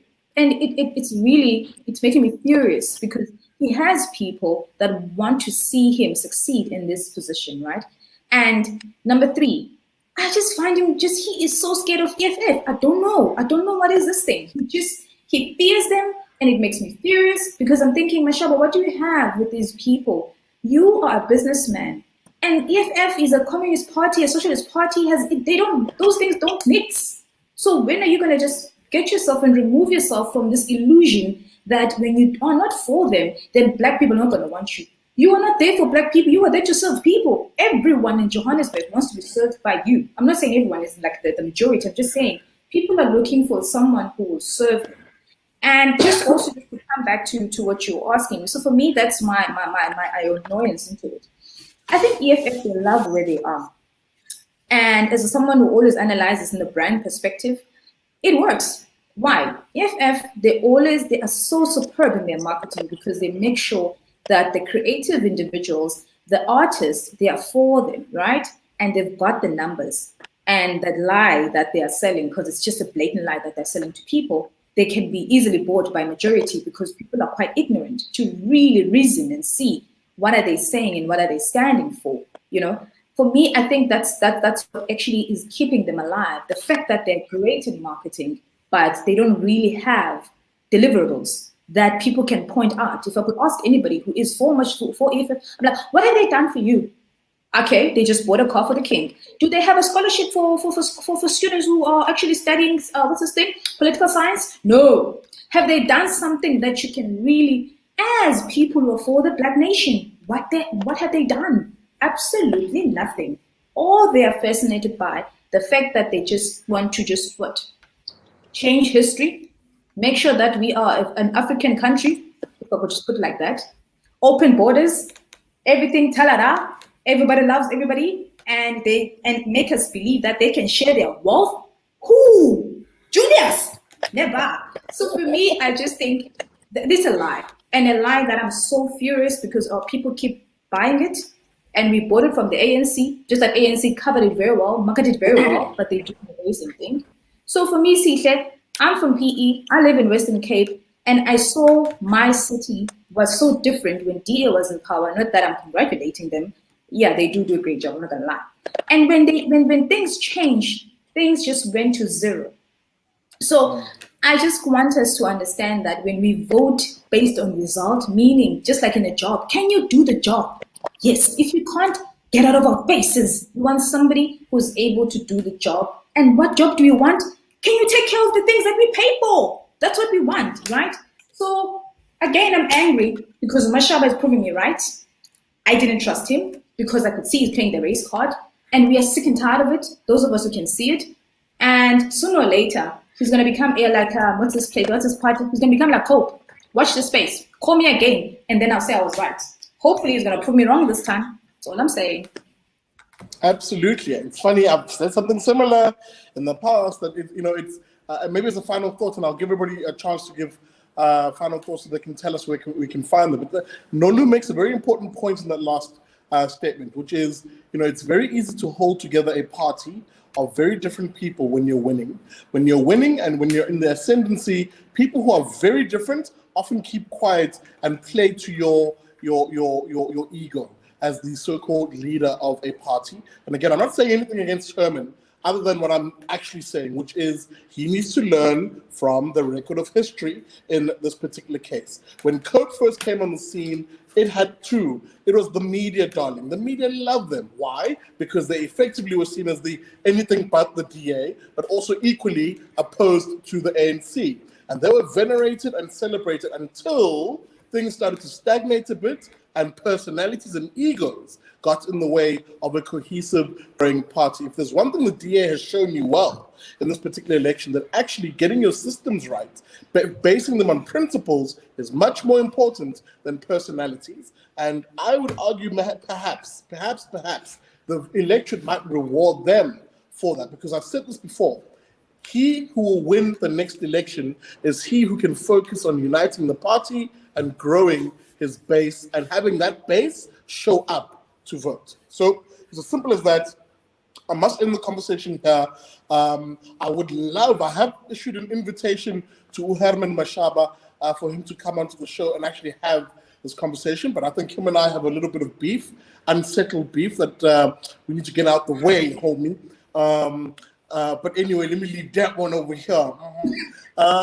With that being said, let me wrap up the show and say thank you very much to everybody on the panel. Folks, I'm just going to go around the table. How do the folks find you on social media? And Zuzo, how do the folks find you, and what can we expect on the Manpatria show? Yeah, man. Thank you for having me on the show. And also to the panelists, thank you for the great contributions to the show today. You can find me on Manpatria, as Sihle has said, a third of Manpatria, as well as you can find me on social media, Instagram as well. Yeah, Instagram right now, but at Nzuzo Kati. And also, it's going to be another great episode on Manpatria that we're going to release tomorrow. And just support the show, buy the t-shirts, visit our stores, and we'll really appreciate your guys' support. Just also last two things in regards to, firstly, the coalitions talk. I think it's still important that you guys realize that if there's no decision that is made, by these political parties, service delivery is going to stop. And Dumo says that service delivery can be provided by, other private sector parties. Unfortunately, the constitution says you cannot. You're going to be, it's unlawful to do so. So we need to think from that side of the coin, guys. To think that yes, we are middle class, we can afford, our own services, but at the end of the day, the poor rely on, particularly local government. Yes, the national government, but local government is just as important. And political parties have to put aside their differences and work together. That's what I will say. And then also on top of that, democracy thing, young people are not voting due to the fact that they just feel like, why am I not allowed to vote someone out? Even if it takes why must I wait until 5 years to vote someone out? For me, and also thought about it a bit, why I think the best relationships are relationships where, and this is even like in dating and whatever, the best relationships are those that you can the door is still open for you to leave. Those relationships are lost, and that's in my view. I've seen it, and I think that you can also apply the same thing to politics. I think that term limits must be thought away, and as well as, and think you must look back at the history in if I'm not mistaken, in Zulu culture, people are allowed to. This democracy was still practiced. However, it was practiced without term limits. If you mess up, you get voted out, and someone new comes in. So yeah, that's just something that we need to think about going into 2024. But that's something that I just like to leave the panel with a couple of thoughts. But thank you for having me on the show. Excellent show. Another half of the, or 1/3 of the trio, pardon me, of the Manpatria show. The head honcho himself at the show, Dumo. What can we expect from the Manpatria guys? You alluded to tomorrow's episode being explosive. No, it was. It was explosive. So it's going to be released tomorrow at 7 o'clock on YouTube. So I think you guys saw the the link in the description and also in the chat as well. So subscribe to the channel and you'll get notified about that. If you want to follow us on Twitter, just find us at Manpatria_ZA. Excellent. Gideon, the host, of course, of the Paratus.info. What can we expect from you this week? You're muted, Gideon. Oh, there we go. That should be a bit better. How can the folks find you on your socials? They can find me at www.paratus.info, and there are little buttons you can press that links to all my controversial socials where you can go read the horrible things I write. This week, I'm going to be quiet for the reasons that I'm actually in Johannesburg doing a private consulting job, and that's actually going to eat most of my time. But I will be back with some more spicy stuff soon. So find me there. Although I want to say to people, remember, you're always the first responder to your personal emergency. Mindset leads, training feeds, everything else follows. Always be an active participant in your own rescue. That's it from me. Absolutely. I'll be in Johannesburg myself next week, so I'll shout you out, homie. Maybe I can actually have a cup of coffee with you. Herman Pretorius from the Freedom Advocacy Network. What can we expect from you fellas this week? Yes, so you can, firstly, you can find us at Badger of Liberty on Instagram, Twitter. I think we're also we are on TikTok. We're not yet on we are on Spotify. We'll get there, but you can also get us on Facebook or at our website at www.freedomadvocacy.net. What can you expect from us this week? Well, we are easing it into the end of this year. We've got great plans for next year. Keep an eye on next year. We are trying to get this ball rolling. Because at the Freedom Advocacy Network, our catchphrase is "Your freedom is worth fighting for." And where at FAN, we try to empower individuals to become problem solvers in their own lives and communities, build relationships of trust between people of various backgrounds so that they can confront problems together, and connect freedom-loving people to stand together for a limited, honest, effective, and accountable government. Your freedom is worth fighting for. And Big Daddy, thank you very, very much for having me in this wonderful group of people. I thoroughly, thoroughly enjoyed it. Excellent. Thank you for having joined us. Last but not least, the fairest of us all, Nolu. How do we find you on social media if you want to be found? Oh, well, you can find me on Twitter. That's where I fight the woke, the left, all of that stuff there. And also you can find me on Instagram. That's where I just cycle, I cook, I do a lot of things there. But actually you can find also my business. It's Nolu but basically, yeah, those are the two platforms you can find me. So so far, otherwise, thank you so much, guys, for having me. It's been great. And thank you so much, Sihle, for having me. Excellento. That is, of course, this week's panel here on Liberty and Friends, as I say goodbye to all of them over there. And Yebo, I say goodbye to you, dear viewer. Thank you so much for watching this episode. As always, get the comments in. Let me know what you think about tonight's conversation. The comments always become lit after the show. Remember, people, I am facing a little bit of shadow banning. Not a little bit. I'm facing quite a bit of shadow banning from Facebook and presumably maybe even other platforms. So I really do encourage you, hit that like button. It really helps to get the algorithm to boost the show. So please hit that like button and share this content, especially on Facebook. With that being said, thank you so much for watching. I super appreciate it. Look out for the Big Daddy Liberty show this Wednesday. I did mention that I'll be traveling up to Johannesburg, so I hit the roads as of tomorrow. Yay. Just kidding, I don't mind hitting the road. With that being said, thank you so much for watching this episode of Liberty and Friends. I'll see you on Wednesday for the BDL show. And remember, until then, never trust a comic.